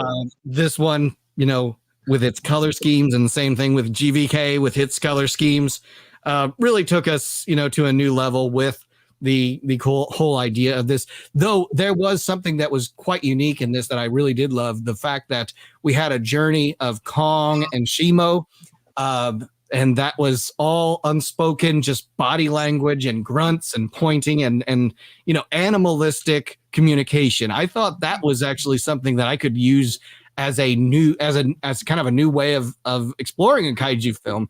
Have certain extended scenes where you just follow the monsters as characters. Yep. So that's kind of where I'm going to leave it on that. I still love this one. It looked great in that 4K release they had, and it was great to see in theaters. And was a fun roller coaster ride. So that's what I got on the new empire. Take it away, GXK Everett. All right, this one I'm going to keep really short and sweet. Great. Just turn off your brain, leave it at the door, have a fun bonkers, immediately goes from 5 to 150 miles per hour for the rest of the movie. Like, just take it as that and just enjoy it. I think it's really fun. That's all I got. Said, right? Easily three favorite movie of my third favorite of the MonsterVerse. Boy, what a ride. This film is finally Tiamat in the film. Short appearance, but still cool. Yeah, we could have used more Tiamat. Tiamat would have been, an interesting one to explore. Yeah. Super meh on this one. It was beautifully shot and looked great in terms of the CGI, but the story felt, once again, too focused on Kong.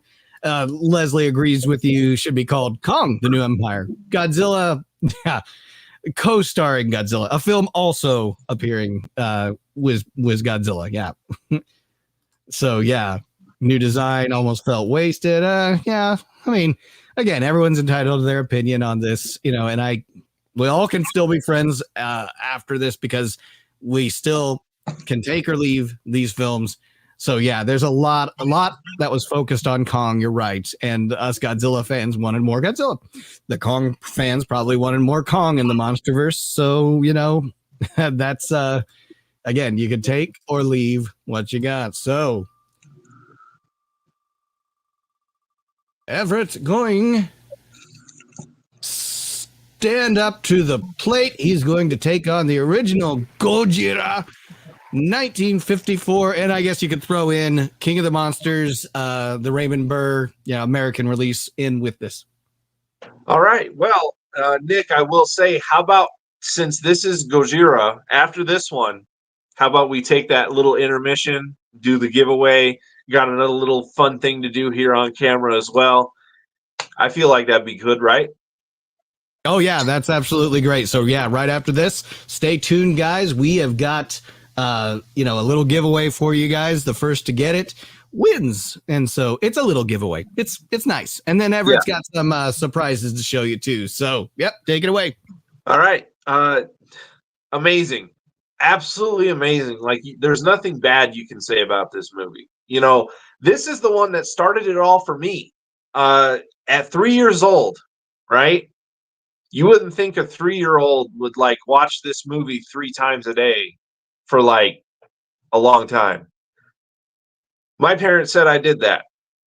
This is the movie that started it for me. That this is why I'm such a big Showa fan. You know, I love the Showa series. It's my favorite era.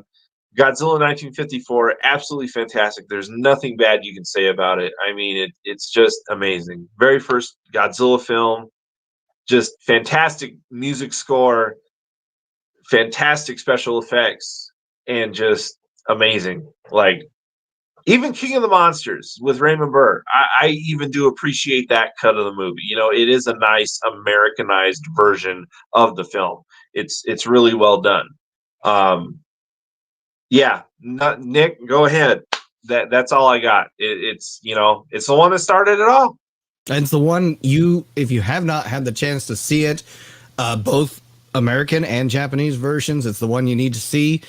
Pick up that Criterion collection, the Criterion Blu-ray. I know there's going to be a 4K Criterion coming out soon on a film that's 70 years old now.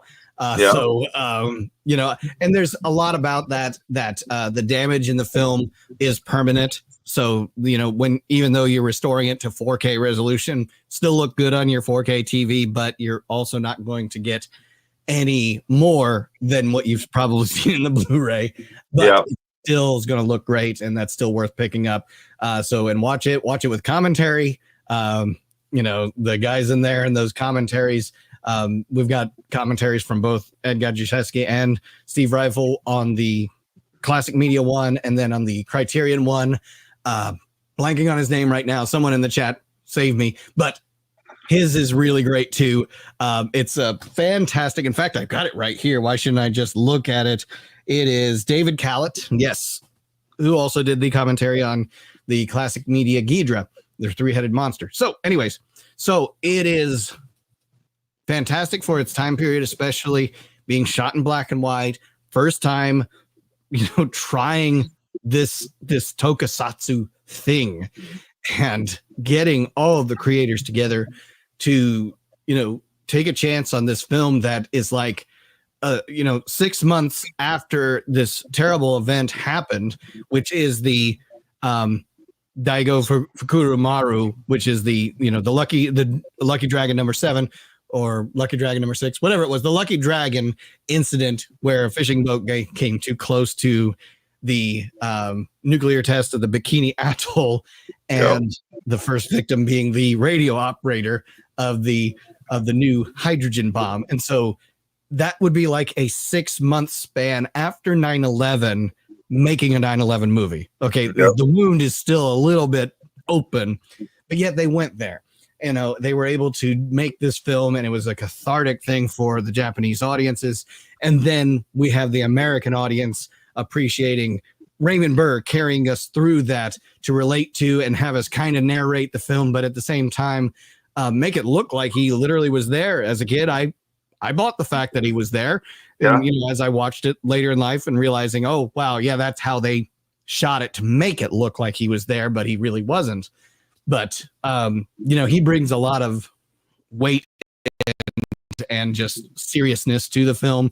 I really appreciate what Raymond Burr, in his legacy and connecting with Godzilla as a character and as a franchise. So that was really, cool to see how the legacy was kicked off by both of those versions of the film. So yeah, and it's worth watching over and over again.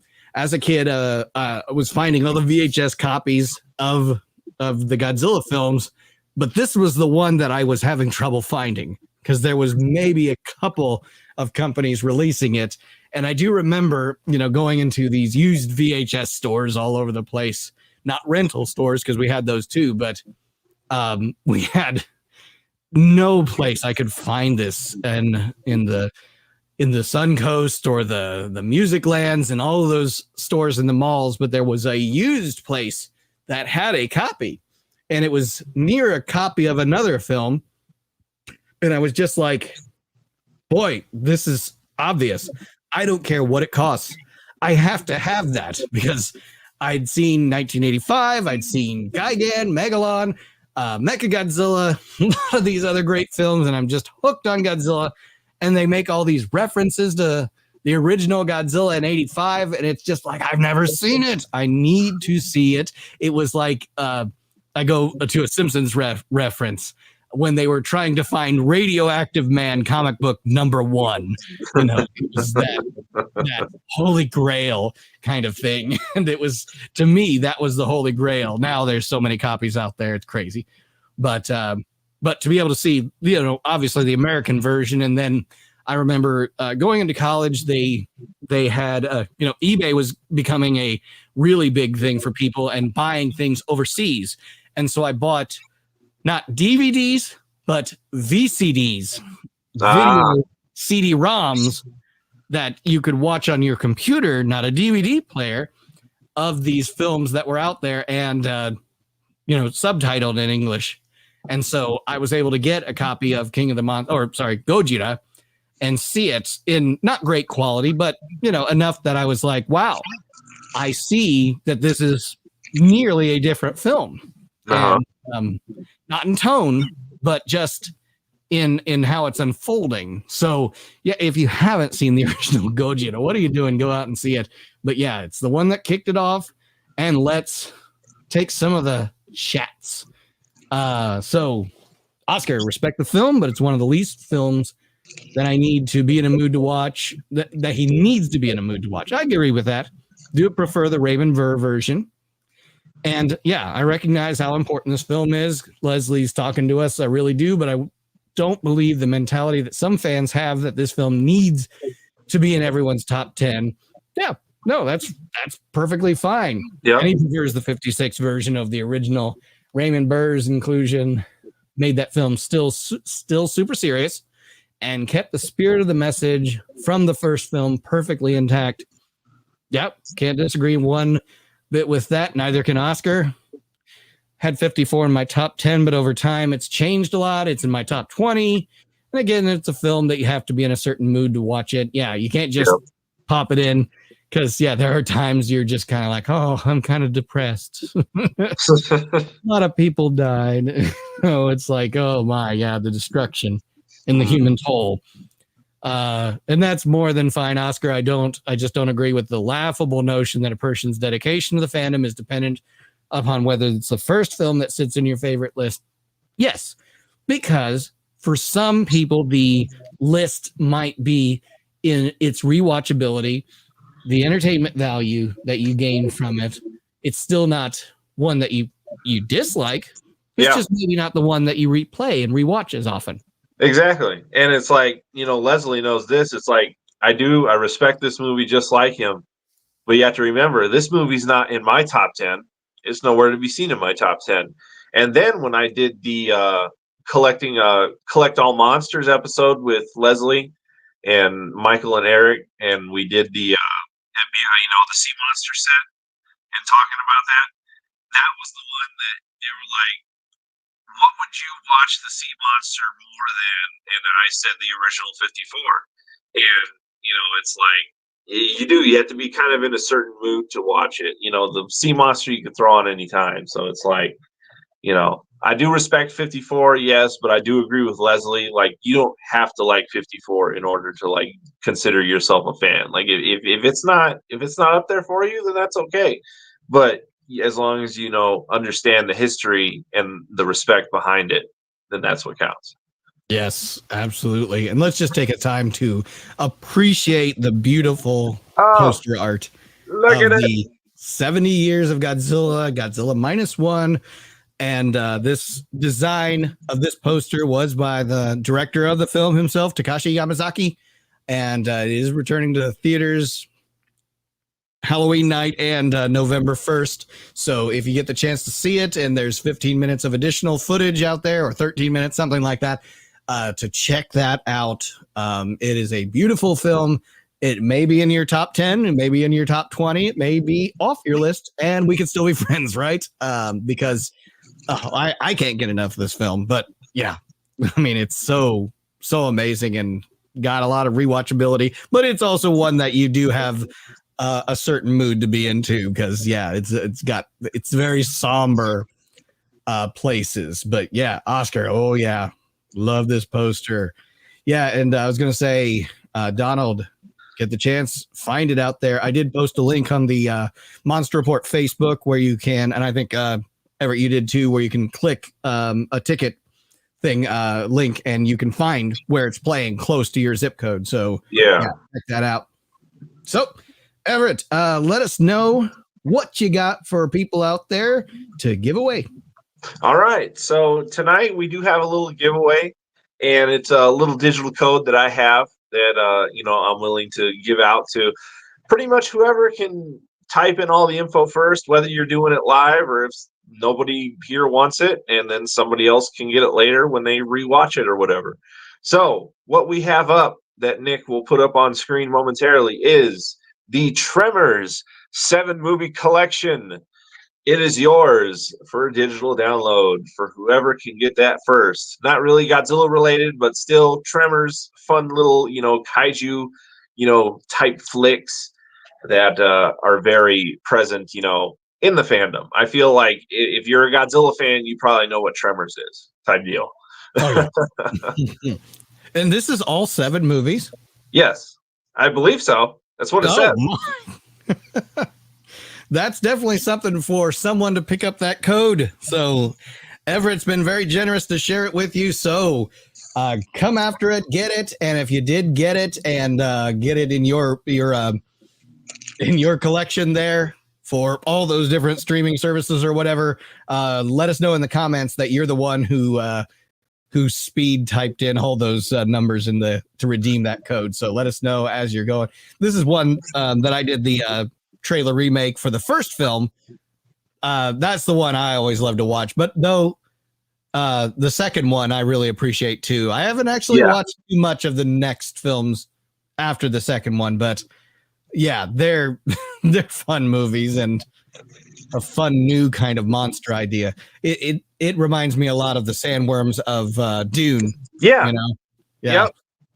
Yep. The sound waves that you as you walk and drive and whatever else is going to drive them crazy, and they're going to get you out of the ground. So and one thing that I've always loved about Tremors is it's one of my dad's favorite movies too, and of course, that's how I found out about it. Is we watched it. My dad basically showed me a lot of the media that I love today, and so I have him to thank for it.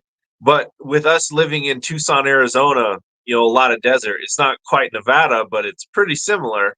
And so anytime like I was out in the desert, even to this day, I think about Tremors because I'm just out in the dirt and this and that. And if I'm digging a post hole or something like that, I'm just like, ugh. But no, definitely pick this up. Please, it's yours. Enjoy all 7 movies on me. And then Nick, I want to move up since now I gave away something on here.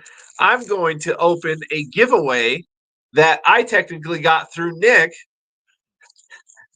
that we pretty much give 0 stars for delivery because because there was something that was going on with this, and it kept getting delayed, and they were giving Nick the ring around. Oh my! So 5 months later, about probably Nick, right? 4.5, maybe 5 months later, the giveaway that I won on Nick's channel is finally here. Back in May. That was crazy. And it is the Mill Creek, right? Raven Banner. Raven Banner. Sorry. Shout out to Raven Banner. No, you don't have to. Their Blu-ray release. You really don't have to. They were the ones who delayed everything. So thank you though, Nick. Thank you so much. I'm very excited to watch this. I only saw it one time, and of course that was with the weird, messed up subtitles. So I'm ready to watch it now properly without some of those weird symbols in the subtitles and everything. Well, I tell you this much. I hope it's well worth it for the commentary track that was done by Alex Rusty and Kevin Derendorf. That's on that. So I really hope that it was well worth the wait. I'd almost forgotten about that because goodness gracious, again, 0 stars for for the delivery because it just took forever for this to get. And I was telling Everett, I was like, I did order it. I've been asking these guys, where the heck is it? And then it was like, oh yeah, we ran out of those. Well, you took my money. So I know it wasn't much, but I wanted it to head to Everett's right away so he could check it out. And then it was like, we'll get it to him when we get new stock. And then it just wasn't happening. And here we are, October, and he finally gets it. So, yeah, you're welcome. Yes, no, Nick, thank you very much. And it was funny because me and Nick talking back and forth every now and then about it. It was like, man, like we should do something like to where like I just immediately call Nick out, and I'm like one of those people like, oh, Nick, you're fake. What's like just bash the monster report. And it's like I can't do that seriously to one of my friends. It's just way too hard. I wouldn't be able to do it. Oh my goodness. Yeah, I know. It's like, yeah, the monster report, more like the monster fake or the monster grifter or the monster. I don't know. You could have come up with something. Oh man. Okay, Donald, I know you were looking at this Tremors code. Did you end up getting it, or did somebody else end up getting it? And we'll get back to our Godzilla movies. Yeah. So let us know in the chat whether you did. I hear the first U.S. Shin Ultraman Blu-ray release. Yeah, exactly what Everett was talking about. Yeah, the issues with the subtitles was the big thing. And I think there was even like HTML code or something that they were doing some copying and pasting from something. I'm just glad we probably didn't. I mean, I didn't see all of them, but I hope we didn't get any like DMs of stuff that they were not wanting to get out there or not. Yeah. So, okay. Goodness. Okay. But yeah, it was. Donald didn't get it, but I hope somebody did get it because I want to get back to our Godzilla films here. But yeah, this has been fun. We've been talking about, we're here discussing all the Godzillas, the entire filmography, all of the films. What are we up to? 38 now? I forget. I don't know, something like that. Yeah. I mean, if you include certain ones, and I did include the Netflix as a trilogy, but I did not include Singular Point because that was not necessarily, in my opinion, a film in a sense. Yeah. It was a series, and I think it's still ongoing. And obviously, I did not include Monarch because, again, being a television series, did not include the Hanna-Barbera Godzilla. It's not a film. Yep. If we want to talk about those, we'll talk about those someday. So here we are. Let's get this out of here, and we will get back to the spinning wheel of Gojira. This has been fun. What do you think, Everett? I'm having a blast, man. This I like again, just hanging out with one of my buddies, again, it feels like, you're back here at the Godzilla Fan Freaks HQ right now. Oh yeah, absolutely. Yeah, and we could just talk Godzilla all day long, and we could talk some Godzilla 2014, the first of the Monsterverse, as it were. And so, let's see, where did we leave off? I can't remember. I think it was you, or was it me? I don't remember. I could take it if you want. Yeah, why don't you take it from here? The second half here is yours. All right. Easy. It's okay. I'll just say that. Very dark film. Hard to see what's going on. Definitely the weakest in the Monsterverse, in my opinion. Like it does what it needs to do, and it has its moments. But I'm gonna leave it there. 2014 is okay. It is okay. I actually really do like this film.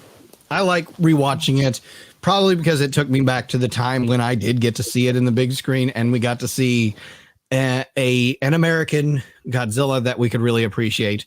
Again, not that I didn't appreciate what the 98 film did, because I did see that in theaters when I was younger.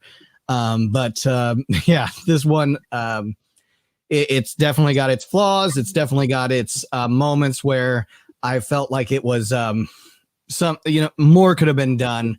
And I know that a lot of times when films come out, they're kind of movies of committee, not the director's version of the film, but what the producers have all determined the film to be. So it would have been interesting to see what a maybe director's cut could have been, because I do appreciate what Gareth Edwards does, and I wouldn't mind seeing him do a sequel. But I also know that he has had his time with between this film and Rogue One, the Disney, working with Disney, working with legendary Warner Brothers here. That there were lawsuits, there were all kinds of things going on behind the scenes, and when you get a lot of trouble like that, it does show through. I do appreciate that they showed a competent military. There were times that they had their mistakes, but they were more realistic in the way that military is very undivided on what is important and what needs to be done. So there were times, because a lot of the times films portray the military as very incompetent. So we'll leave it at that. But it kicked off the MonsterVerse, and we still have MonsterVerse films being made and making money. They were definitely successful. And the Godzilla 2014 is awesome. I did enjoy the film. The Kiss of Death, definitely something I wasn't expecting. Oscar loved it. Even though the dark parts of the film hard to see, Godzilla on the big screen for the first time, for him, special to him. Build up, yes, that is something that a lot of Godzilla films can get right, which is a first appearance. What does it look like? And you got to knock it out of the park. If it's a Godzilla film, he can't just appear. There's got to be something that brings him in, and it's got to be unique. First Godzilla movie in theaters. Leslie, 2014 is one of those films that gets less interesting as time goes on. Main issue of the films, the trailers presented a very different film. Yes, I have shown that San Diego Comic-Con trailer a few times when explaining this, and boy, that would have been an interesting film. Whatever that was planned to be, but it's not what we got. Sometimes the trailers make the film even more interesting than what really happened. So enough said on 2014. Let's get us, I wanted to get some more Showa in here, and we got it. All right, I'm gonna get Godzilla. I'm definitely going to go into tinfoil hat conspiracy theories here, because talked to a lot of people recently about the weather events that we've been having, and the idea of like cloud seeding, and I think it's called like HARP or something like that, of when they were manipulating the weather and possibly still are, and possibly making weather events even worse. And I was like, oh yeah, Son of Godzilla was doing that. And it's like, they just like off the cuff, and it's like, let's just make it snow, and it's like, there's no environmental impact to this, but their intentions were good. They wanted to make deserts and things like that, fertile growing lands and things, and I'm like, okay, I get that, but you also got to think about it as like, does that have a bigger impact on the planet? But this one's fun. I remember seeing this on TNT. TNT's Monster Vision. I remember seeing it a lot on television. That was my only copy growing up, was a taped from TV copy with all its commercials, and that dub of the film, actually, which was the VHS dub. I'm not sure if it was AIP or if it was Toho Studios, whatever did it.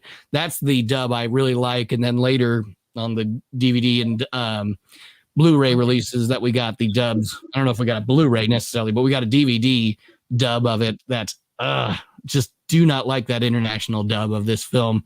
But it's one to watch when you have really cold weather outside, because as bad as it gets, it can never get hotter than they made the Monster Island, or Solgel Island, I guess you will, than what they were doing when they were mistakenly, screwing around with the weather. So, but interesting concept. I still like this one. Got a lot of rewatchability, and of course, the first appearance of Minya, even though they didn't call him that in the movie. But yeah, you can take it from here, Everett.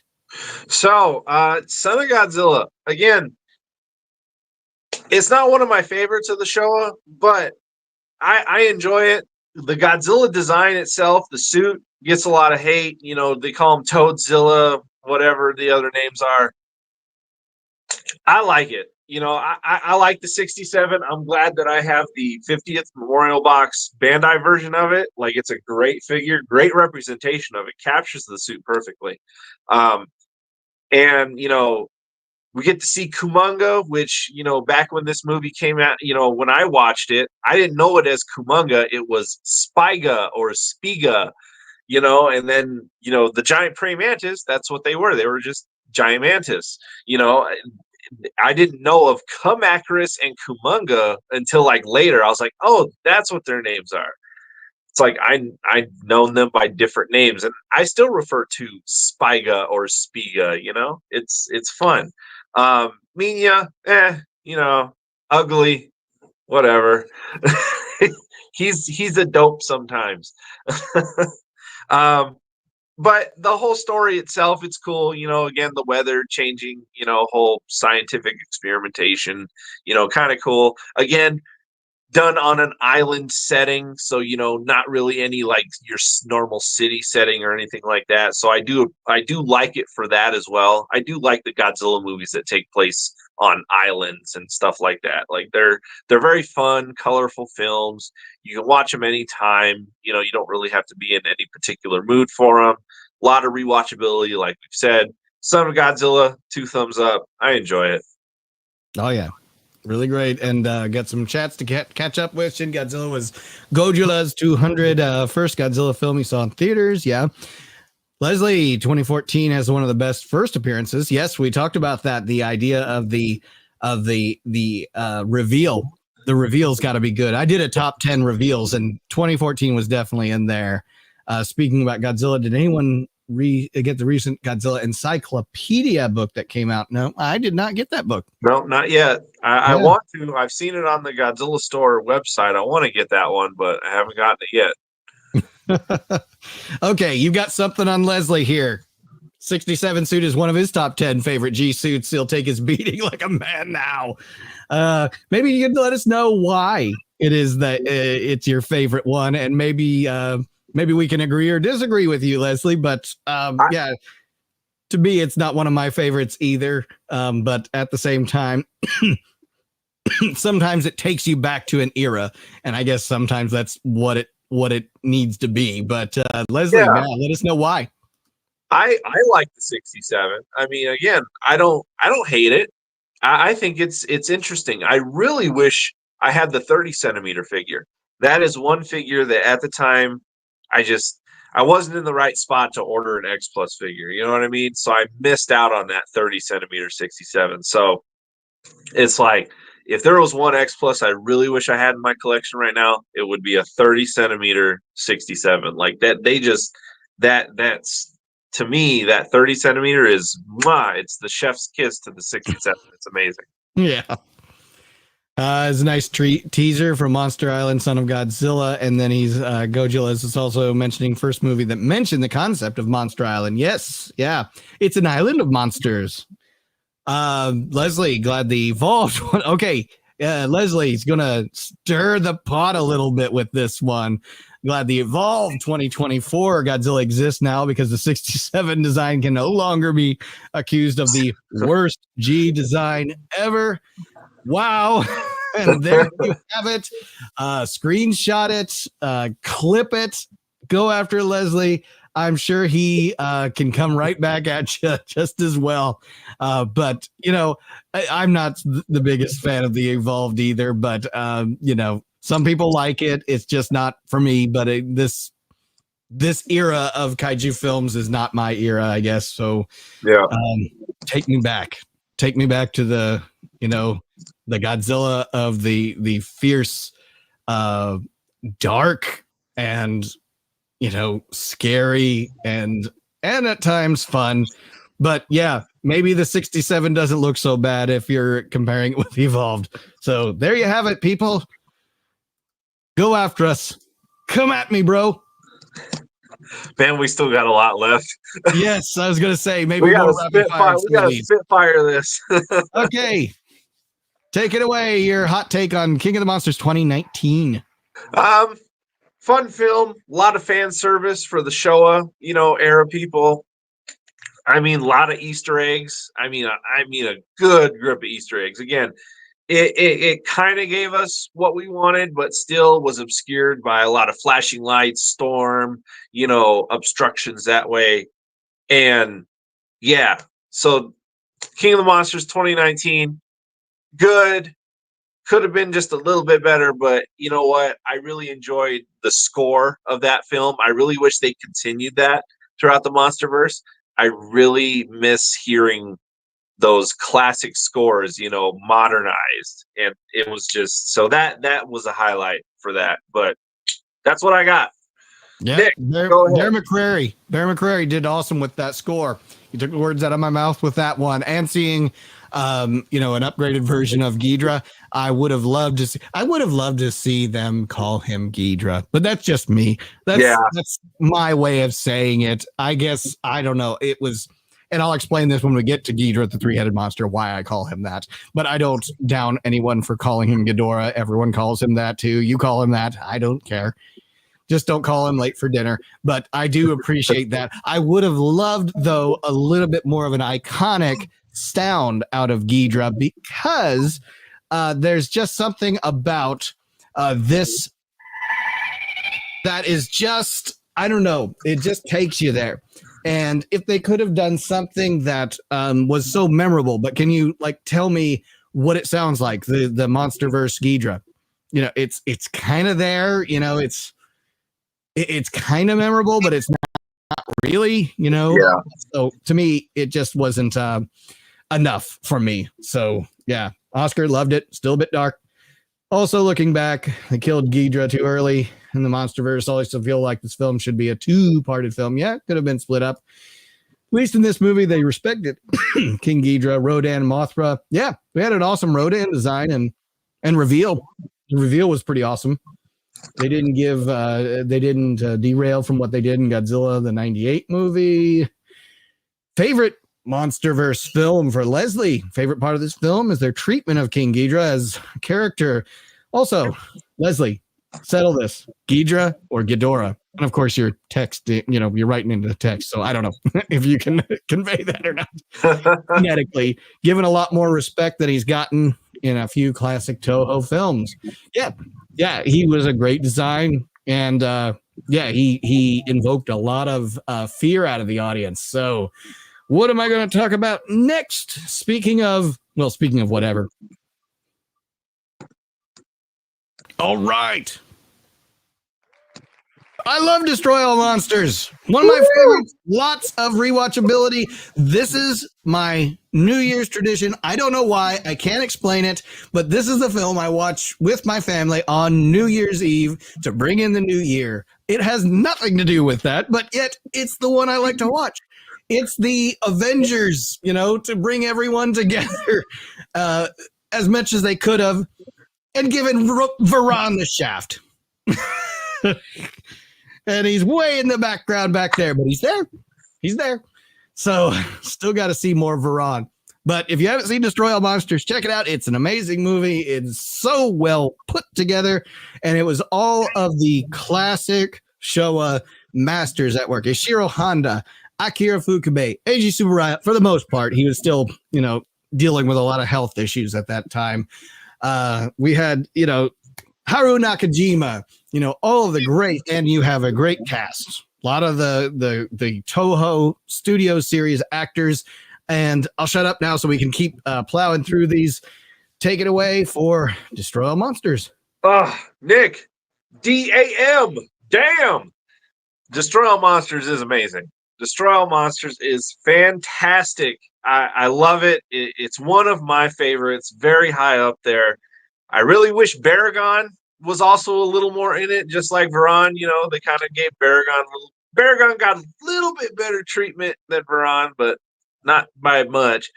But No, Destroy All Monsters. Nick, you said everything. The score, everything about this movie. Oh, it's fantastic. Again, it's better than Final Wars. Just admit it. Just admit it. It's better than Final Wars. Chris, I'm talking to you. Goji Fan 93. I was going to say, who are you trying to talk this? Who are you trying to convince here? Because it's not me. I agree. I know you do. I know you do, Nick. That's for Chris. This is one that I had a lot of trouble finding on VHS, but yeah, I did have a version on, I think it was Sci-Fi Channel or TNT, one of those two that I did tape it off of television for. It wasn't a great version of it because it just, the graininess and was in full frame, pan and scan, not widescreen like it's meant to be seen in. But this is, seeing it when it did have that re-release on Blu-ray. Oh, it's so beautiful. Just so well put together. And but Nick, I'll leave that on you for a second. I gotta go answer my door. Someone's okay. home. You do that, and I'll get into the next film with Oscar's comment here to me. I would enjoy this film a lot more if they kill King Ghidorah, kill some of the monsters like Varan, Kumonga, Baragon, and Manta. But why Varan? Why Varan? I love Varan. They were in the film the least. Like, give Ghidorah a bit of a win. Okay, yeah. He was really ganged up on and quite outmatched. Oh, boy, here we go. Going to be kind to this one. This film, while it's cool, had so much potential, but it kind of falls flat for me. Leslie tries to do what Monster Zero does, but it does it worse. But I guess I like the fact that there's a lot more monster action than Monster Zero. Monster Zero had a lot of good human story, but when you really look at how much monster action's in Monster Zero, there's not a lot, actually. But has a compelling human story, and we'll get to Monster Zero later, of course. Yep. Also, the fire dragon. What the heck was that? Well, it was a UFO. That was the answer. Yep. Well, it wasn't a fire dragon at all. I did enjoy the city destruction scenes with Godzilla, Rodan, Manda getting their moments in all their glory. That was an incredible sequence of destruction. Yes, it had very iconic moments. And we're going to go with, I don't know why I said moments with the extra emphasis, but Everett's going to take it with the next film we've got. We are counting down to our final, I don't know how many, with Godzilla 98. You got a couple words on this one. Thumbs down, Godzilla. Oh, no, I'm not even going to go there. I'm not just, nah, that's all I got. Okay. Hey, they had a version of Siskel and Ebert in there, but they did miss the mark. They did miss the mark. They should have had Godzilla eat them.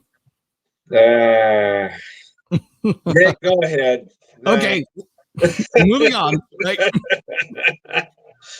Okay, I don't really have much more to say on this one. I saw it in theaters as a kid, and I did not like it as a kid because I was already into Godzilla, the real Godzilla, and I already seen Jurassic Park, and Jurassic Park did it better.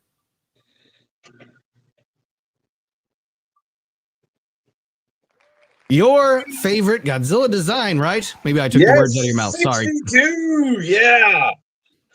Yeah, so I will take it from here, and then you can tell me more about King Kong vs. Godzilla. But yeah, this is one, watch the heck out of that VHS tape because one that had a lot of rewatchability, comedy, quotability. Love this movie. We get, even as our family, we would make our own words for the tribe on Faroe Island who was singing fall down on your butt and go to sleep, King Kong, da da da da da da da. We would put our own words into that. We had so much fun with this movie as a kid. My whole family watching this, my brother and I. This is just such a great film in so many ways, but yeah, not to be taken too seriously, and even the human characters not to be taken seriously. But the fact that this is the first time these both monsters were seen in color and in widescreen. So yeah, this is definitely iconic in so many ways. Love it. And if you haven't seen it, it's definitely well worth a watch. Or if it's been a while, you should pop it back in and check it out. pretty awesome. Everett. Again, my favorite Godzilla design. I love this movie. It is one that I grew up with. VHS, again, watched it a ton, and it was just a fun film. Again, my corns hurt, you know, classic. My corns, you know. Um, the whole sequence with the octopus, and then knowing the history that, how many octopuses that they went through, and they actually ate their own special effects. I mean, there's some cool things about this movie that are just awesome. Yeah, the Kong suit and the Kong design looks like a ragged dog, but you know what? It's still cool. I still enjoy the 62 Kong, 62 Godzilla. I have the NECA. I have the SH Monster Arts. I have the X plus 30 centimeter, X plus 25 centimeter. The Bandai. There's a few minis. I mean, 62 is all over the place. I have the X plus gigantic version 62. I mean, come on. Can you tell I love 62? Just that's all that does it for the movie for me. Just my absolute favorite Godzilla design. 62 is just awesome. This movie, I love it. Amazing. Yeah, and before we move on to the next one, we gotta address Leslie here. Everett won't try to lie to folks in the stream like he did at his first Kaiju Festival when he called the ending a draw. Spoiler alert, it was not a draw. Did you say that, Everett? I might have. I don't remember. Well, in all honesty, Leslie, Chris, Goji Fan 93 was helping me with that panel, so it was a long day for me. So not as much long for him. So maybe he needs to take the fall for that one. I don't know, but it could have been said, yeah. It could have been, yeah. I can neither confirm nor deny any of these accusations. Surprised to hear the Japanese version of King Kong vs. Godzilla never got a home media distribution until in the U.S. till the Criterion. Yeah. Yes, you're right. And yeah, I did get a bootleg version of it so I could see it, but yeah, I really wanted to see it. And yeah, somewhat of a different film, but not a different ending like some press was out there saying. Yeah. Yeah, in both 1962 and Mothra versus Godzilla ending, same way. So how is it that Mothra wins in 1964, but it's a draw in 62? Make it make sense. We can't. And we won't. So yeah, a lot about that is kind of in the eye of the beholder, right? Yeah, none of them died, I guess. So yeah, they came back to fight another day. So I guess they're all just a draw, unless the monster actually dies. Yeah. So the Japanese audio was released in the US while the English dub was on home media US release. Bootlegs are a wonderful thing. Again, yeah, you can find some of the Japanese versions out there if they haven't had their release in the US. But I think about everything has had a Japanese audio release at this point that you can check out with the advent of DVD, Blu-ray, and all that. Love 62 Godzilla. Second favorite Showa Godzilla design. King Kong wins. I'm not going to be that person. Godzilla did lose this one. Plus, I do prefer this win over the Mothra larvas. Yeah, it did seem more justified, I guess. Yeah. So, all right. Enough on that fan favorite.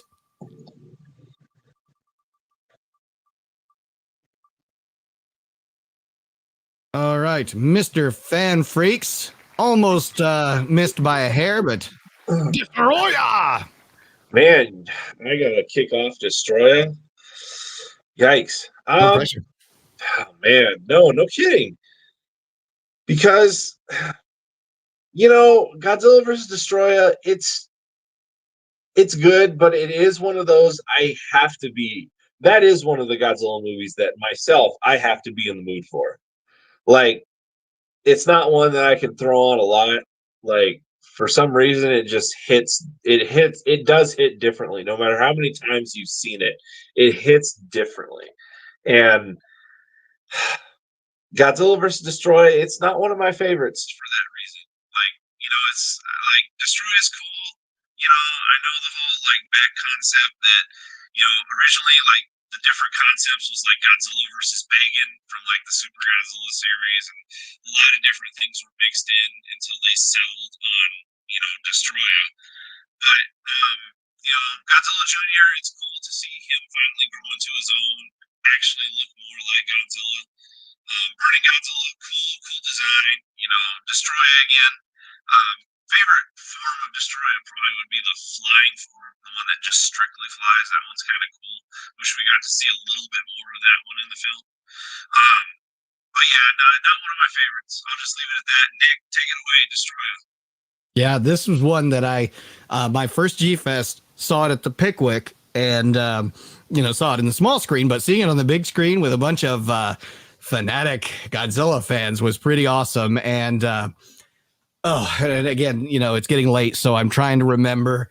Maybe you can help me with this. The visual effects director of the Heisei films, it's just eluding me at the moment, but he was there. He passed on actually a few years after that. Maybe someone in the chat can help me with that too. But he was there with M11, Robert Scott, doing the translation for him, talking about the visual effects behind Destroya and the experience of filming that, and giving a 40th anniversary. Koichi Kawakita, thank you, Leslie. Yes. And then passed away, just a few years after that, maybe even a year. I can't remember. It was not long after that, 2014, that he passed away, rest his soul. But yeah, and here we are, the 70th anniversary, and that one being the 40th anniversary. And so,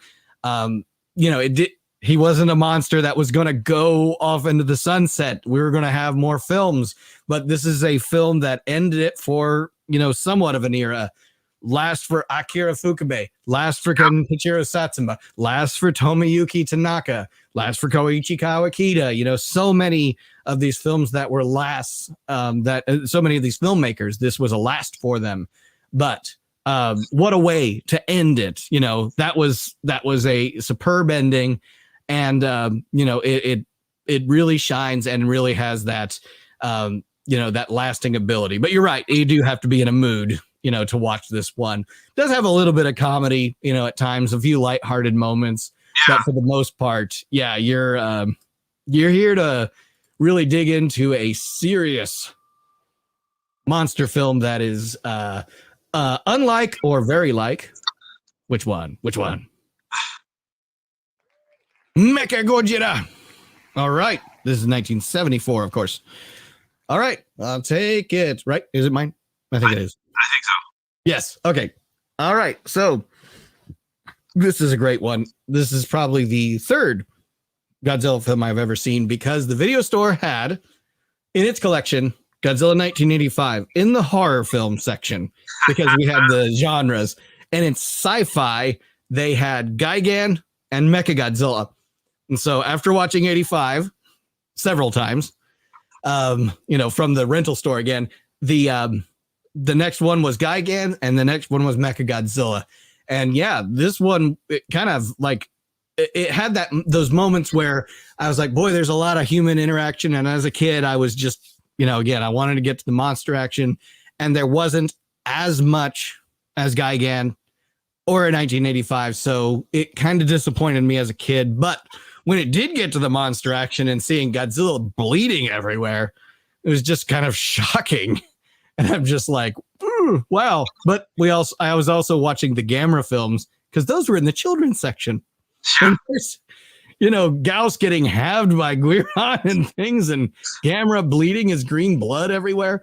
But yeah, it was like some of these Japanese films were not for the faint of heart. Japanese kids, goodness gracious, they could get into these films, and they were taking themselves really seriously, deadly serious.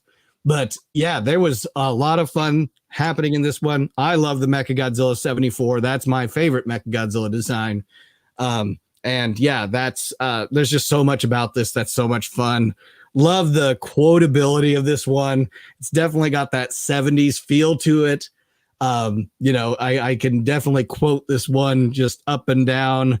Great cast. A lot of first cast members in this one that they were either in no other Godzilla films or one or two others, but yeah, a lot of them I never saw again.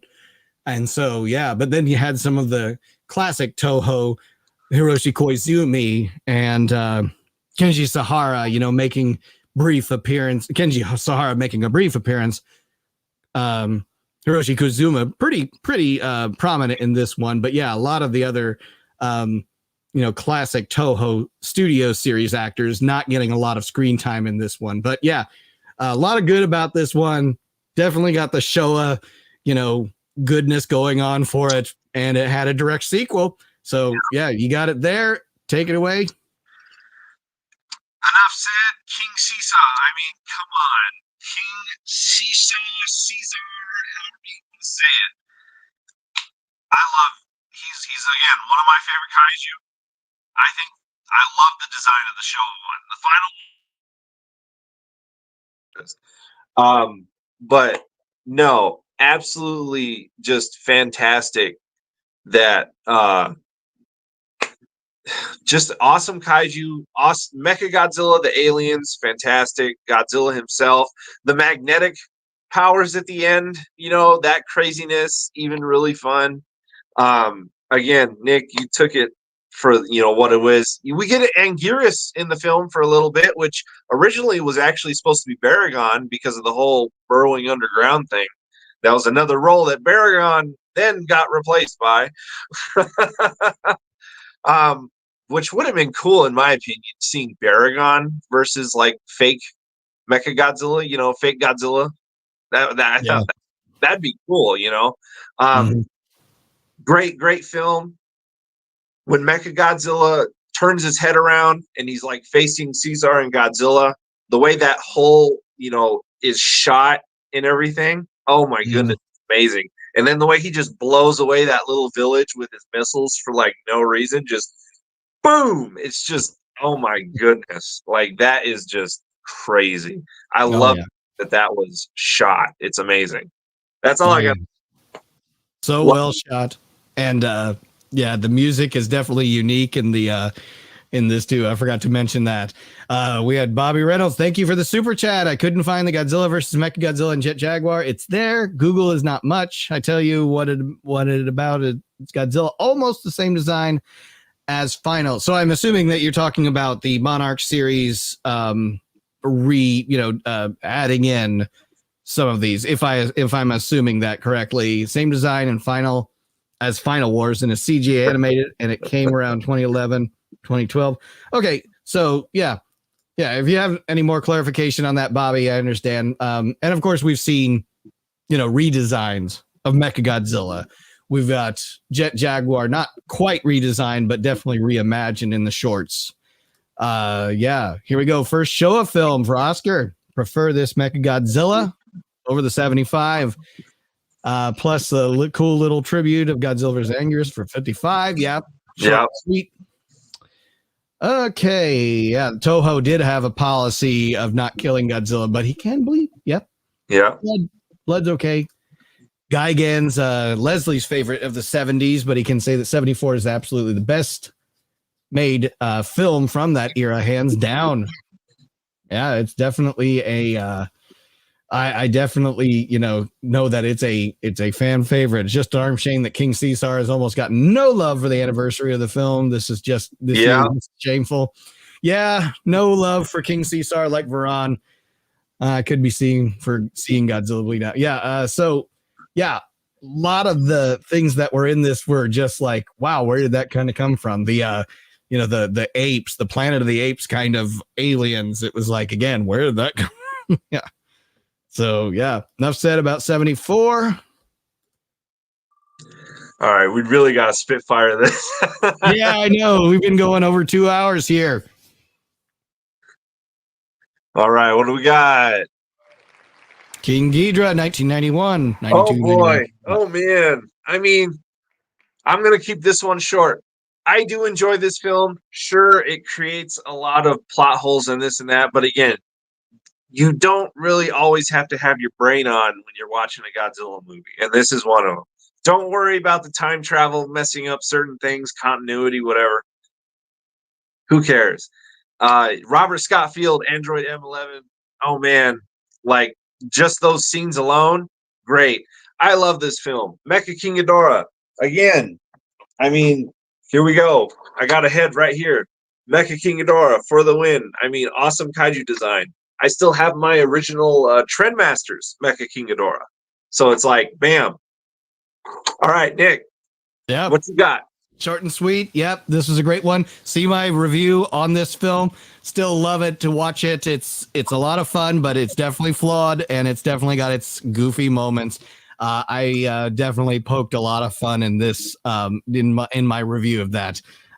Yeah, there's the time travel stuff. It's like, just don't think about it too much, because yeah, it'll make your head spin. So let me see what I'm going to take on to cleanse the palate from Godzilla vs. King Ghidorah. Oh, there's one. All right, Mothra versus Godzilla. So, yeah, Godzilla versus the Thing, as it was advertised during that time. Who's the Thing? Everyone knew it was Mothra. Everyone knew that it was going to be Mothra. Don't try and keep it a secret. It's Mothra. But, yeah. This is a fan favorite. Love that Godzilla design. That is such an awesome design. Yep. And the fact that Godzilla gets really, clumsy as it goes and smashes himself around, and Nakajima's just like, it's getting set on fire and stuff. He's been through the ringer. I mean, he got blew up also as Varan when he was crawling around. But yeah, there's a lot of great things about this. You've got an all-star cast, Akira Takarada, and you've got, goodness gracious, I mean, yeah, you've got Yoshifumi Tajima. And for some reason, my short that was on his birthday is really blowing up on YouTube. I have no idea. I don't understand why. The short was for his birthday. That was like over a month ago, and for whatever reason, it's getting all kinds of views. So Yoshifumi Tajima, very, very must be very popular in international circles.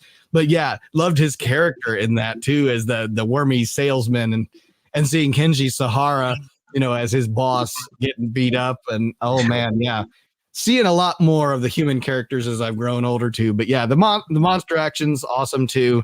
Love the look of Mothra and how Mothra fights with Godzilla. So you got this, Everett.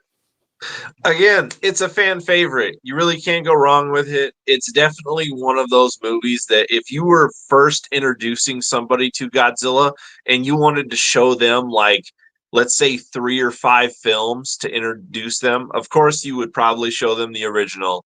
But then I'm pretty sure Mothra versus Godzilla 64 would also be in there somewhere, because it is one of those, like, it is. It's a fun movie. Godzilla's design's great. That's all I gotta say. It's a fan favorite. It's, it is what it is. It's Mothra versus Godzilla 1964. It's a classic. That's right. And you're gonna take on Mr. Fan Freaks after that. Invasion of the Astro Monsters, or as it's also known as Monster Zero, or Godzilla versus Monster Zero. There's so many titles to this film, but you know the film, you know it, you love it. Take it away, Mr. Fan Freaks.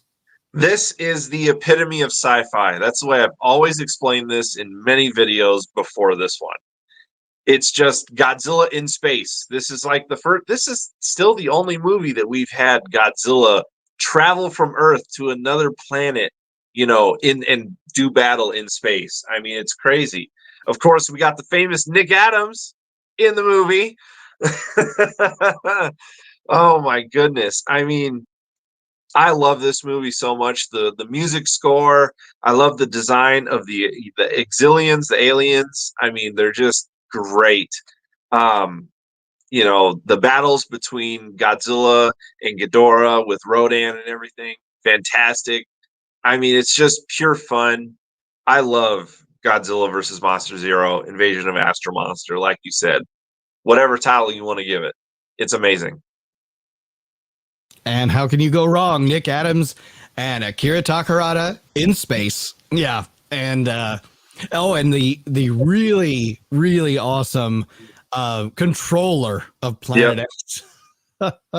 Which that would be the Yoshio Tsuchiya. Yeah. Who could just play the most bizarre roles because I think he just loved them.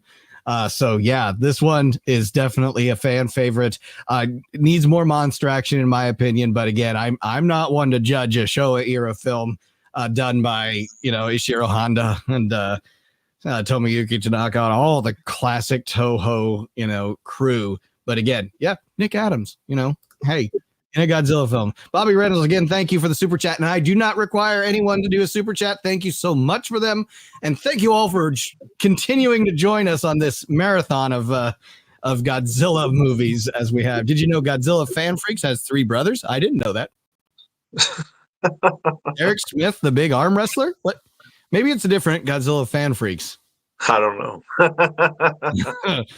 You can find all kinds of fun stuff on Google. I can see Apple Geek looking more like Everett. I'm guessing not Everest. Rambo 4 Life is nice, hot-headed. I don't know who he's talking about, but hey, thank you again for the super chat. You got it out there. So, all right. Let's proceed on. Again, thank you all for sticking with us through this. Ooh. I will very much keep this short and sweet. Yep. Best sleep I've ever gotten. Right? Next. And character Haruo. Oh, I hate Godzilla. That's about all I got on this one. That's all I got from the films. Like, I'm trying to like it. I'm trying to get through it. But I just can't. What do you got on this, Mr. Fan Freaks? No. Next. Okay. Next. Not even gonna spare a thought. Been a while since you've seen it.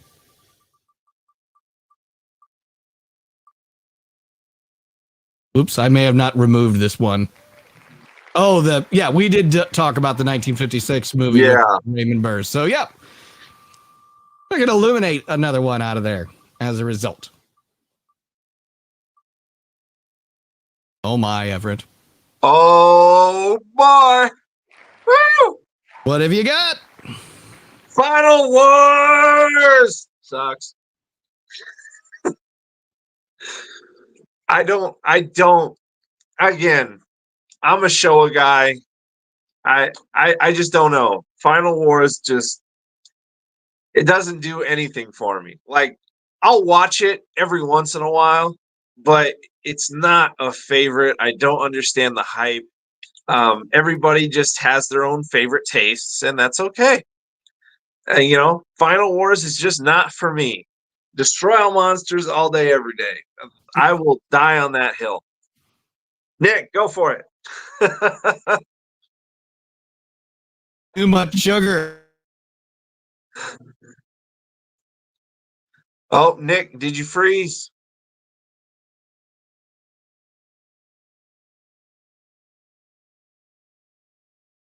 Or did I freeze? Oh no, are we going to have technical difficulties?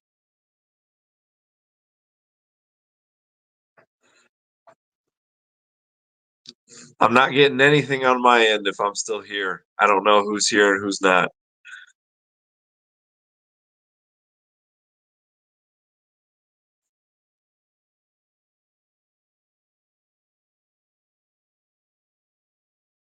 I wonder if I leave and come back. I'm going to try that, Nick. Hopefully we didn't lose stream. Oh no, it's just me. We lost Nick. Okay. So I'm still live. We lost Nick. Nick blipped. He went into the abyss. We'll see if he reconnects. If not, we'll probably leave it at that because everything was on Nick's end. So I can't really. Oh, here we go. My goodness, sorry. You vanished. I don't know.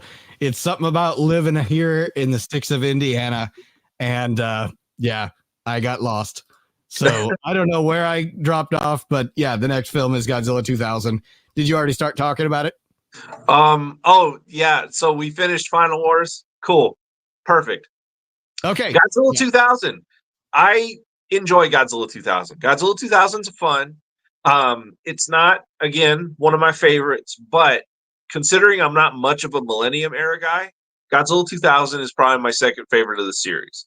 I actually recently just acquired today, again, shout out to Robert if he is still watching. One of the little 3D figures that was in that was the Orga spaceship. Oh, cool. And I don't have one of those in my collection. So I'm like, hey, that's another one that I just got to paint it silver. And then, of course, I'm going to hang it from somewhere in here to give the illusion that it's flying. And so it was like, hey, I like the Orga spaceship. It's nice to have one in the collection again, finally. Thank you, Robert. Godzilla 2000's fun. It's all right. I like it. I enjoy it. Nick, go ahead. Yeah. New design for the Godzilla suit and a new suit actor and a new way of getting Godzilla from place to place, more hunched forward, all around a perfect Godzilla movie. Actually, it doesn't try anything terribly original, but it doesn't try anything that's what you would not expect from a Godzilla film, let's say. And it does do a lot of different what do you call that, nods to the classic Godzilla films, and even things like Jurassic Park, kind of jump in there, Beast from 20,000 Fathoms, things like that once in a while kind of like peek up, and it's like, oh, that's where they got that inspiration from. So yeah, Godzilla 2000, great film, great standalone. Well, it's not even a standalone Godzilla film. Yeah. I keep forgetting it's not. He actually does fight Orga, so it is a monster battle, even though it doesn't quite advertise as that. All right, this is me. This is my time.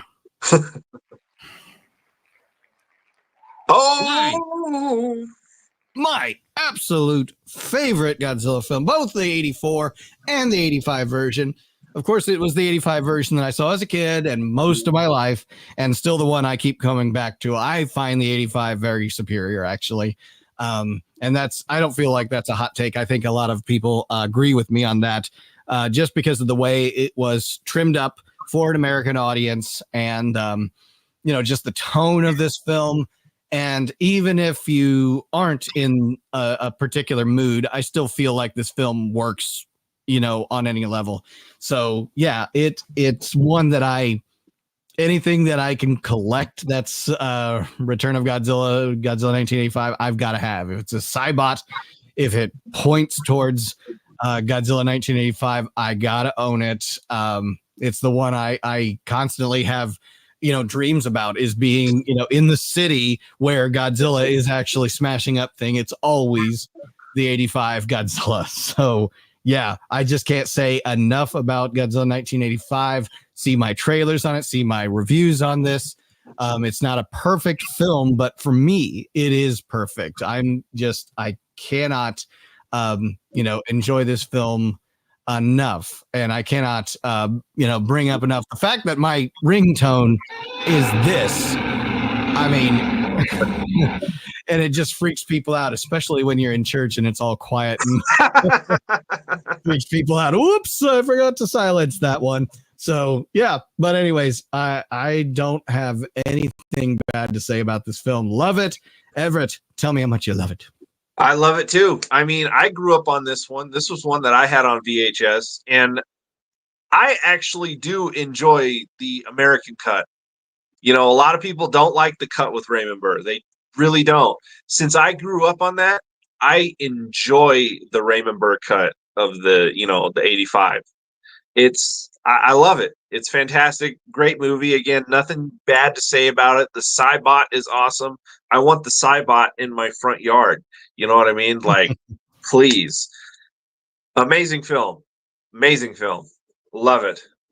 Yeah, Oscar agrees with you. Raymond Burr's speech. Yeah, the Raymond Burr edition in the 85 version, is one of the best parts of the film. Godzilla's design, even though the Cybot differs from the suit, you still can get into this film and, not make that, a particular point that you can down it for. Again, Bobby Reynolds, thank you for the super chat.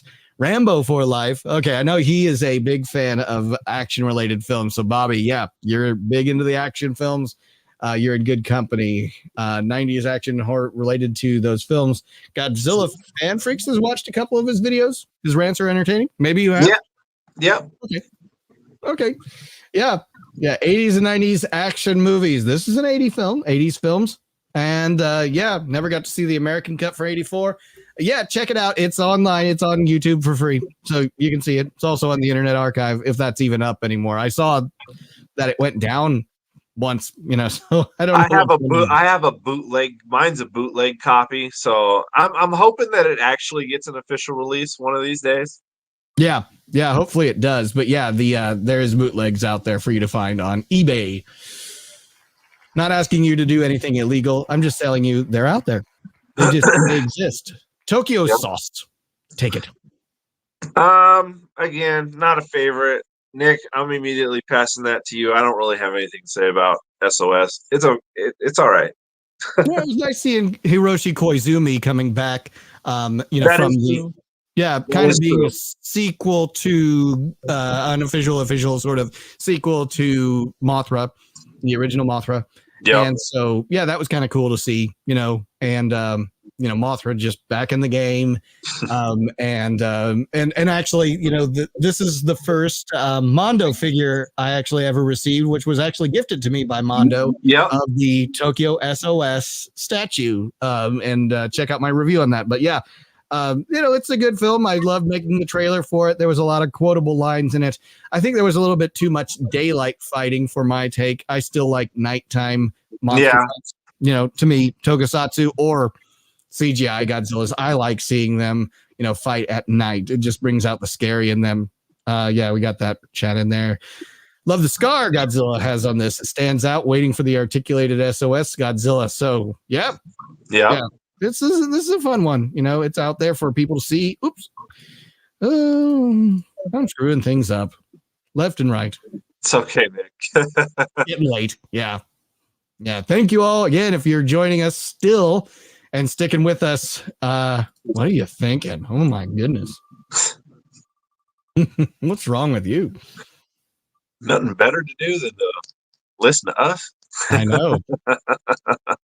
All right, GMK. Oh, I love GMK. The longest title in history. It is. I just keep looking at it, and I don't want to read it. That's why it's called GMK. So, what's wrong? No love for Baragon? Can't put him in the title because no one loves Baragon? No, everyone loves Baragon. Baragon. Yeah, it was long enough title as it could have been. It could have been retitled something else. And so then we wouldn't have this problem of excluding Baragon. But another kind of approach to Godzilla, not a sequel to really anything except for the original Godzilla. A lot of nods to the original 54.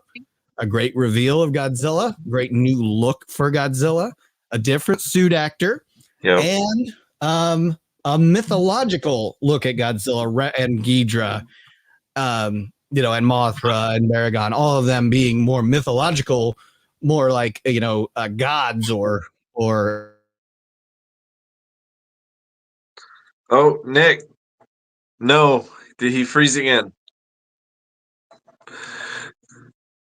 We're probably going to lose Nick again, people. He's blipping. Anyway. I'll wait for a second, see if it comes back. If he disappears, I'll just talk about my take on GMK.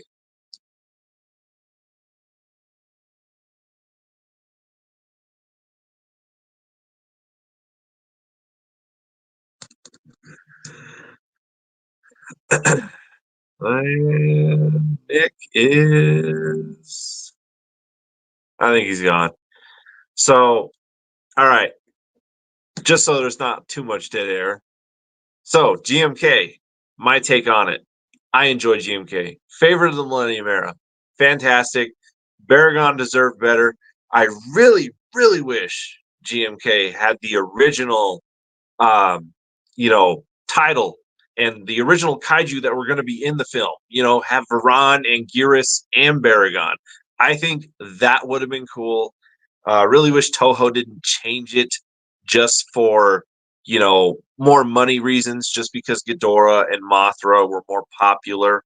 At least Varan's design was still in Hedorah, in like the face and everything like that. Godzilla's design, the GMK, fantastic, great figure. I have the SH Monster Arts GMK, and then my buddy Christopher, who lives here in town with me, he had the we did a review on it a few months ago. Was it the Spiral Studios? Yeah, Nick just texted me saying sorry, he keeps dropping off the internet. The Spiral Studios GMK that we reviewed together, that was an absolutely amazing representation of GMK. Kind of made me wish that I ordered one of those, but again, money just wasn't right at the time. But no, GMK, fun film. I enjoy it. And yeah, that's all I got. If Nick doesn't reconnect here, I can't do the wheel thing, so that's all on his end. So hopefully he reconnects soon, because I've said all I want to say about GMK. It's a fun, great film. And anybody who's in the chat, thumbs up, hit the like button for GMK. And Nick, hopefully you reconnect. I will give him like 3 minutes, because I don't want to leave you guys just on dead air too much with me, because this was Nick's idea. And I don't know where to take it from here. But what's up, guys? Hey, Kaiju Chill O'Clock coming at you. Kaiju Chill O'Clock taking over the Monster Report. What's up, guys? Godzilla fan freaks coming at you today with Kaiju Chill O'Clock episode. I forget which episode, because it's been a while since I've done an episode. Oh, man. Nick, you got to come back. I don't know. I can't interact with the chat either, so I don't know what you guys are saying or what you guys are typing. Oh, man. Nick, reconnect.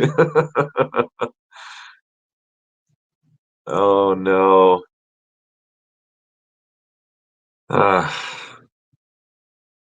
Trying to think for anyone who hasn't tuned in. What's new? Well,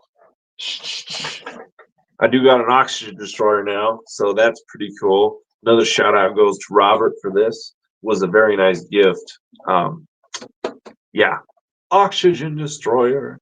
Man, well, this kind of sucks. I think this stream's over, guys. Maybe me and Nick can do a part 2 if he's able to save the wheel on his end. And maybe we'll come back with a part 2, because I do have some time off this coming week, so I can probably fit a smaller thing in somewhere if you wanted to do that. But anyway, you guys, I think I'm just going to let it go from here. I don't think he's reconnecting anytime soon. I don't got anything else to say. So on the Monster Report's behalf, thank you for being here. Thank you for being with us. Thank you for sticking with us for almost a 3-hour show. Crazy. So thank you all so much. We are Godzilla fan freaks. Nick Adams from the Monster Report. Thank you so much. Maybe we'll come back with part 2. We'll see what happens. But I don't know what's going to happen if I leave. It might just be dead air, and Nick might have to go back and edit it or something. I don't know. Anyway, you guys, we are Godzilla fan freaks and the Monster Report. Atomic blast that like button. Atomic blast those notification bells and those subscribe buttons for both of us. We appreciate it so much. We'll catch you all later next time when Nick comes back to reality. He's in the Matrix.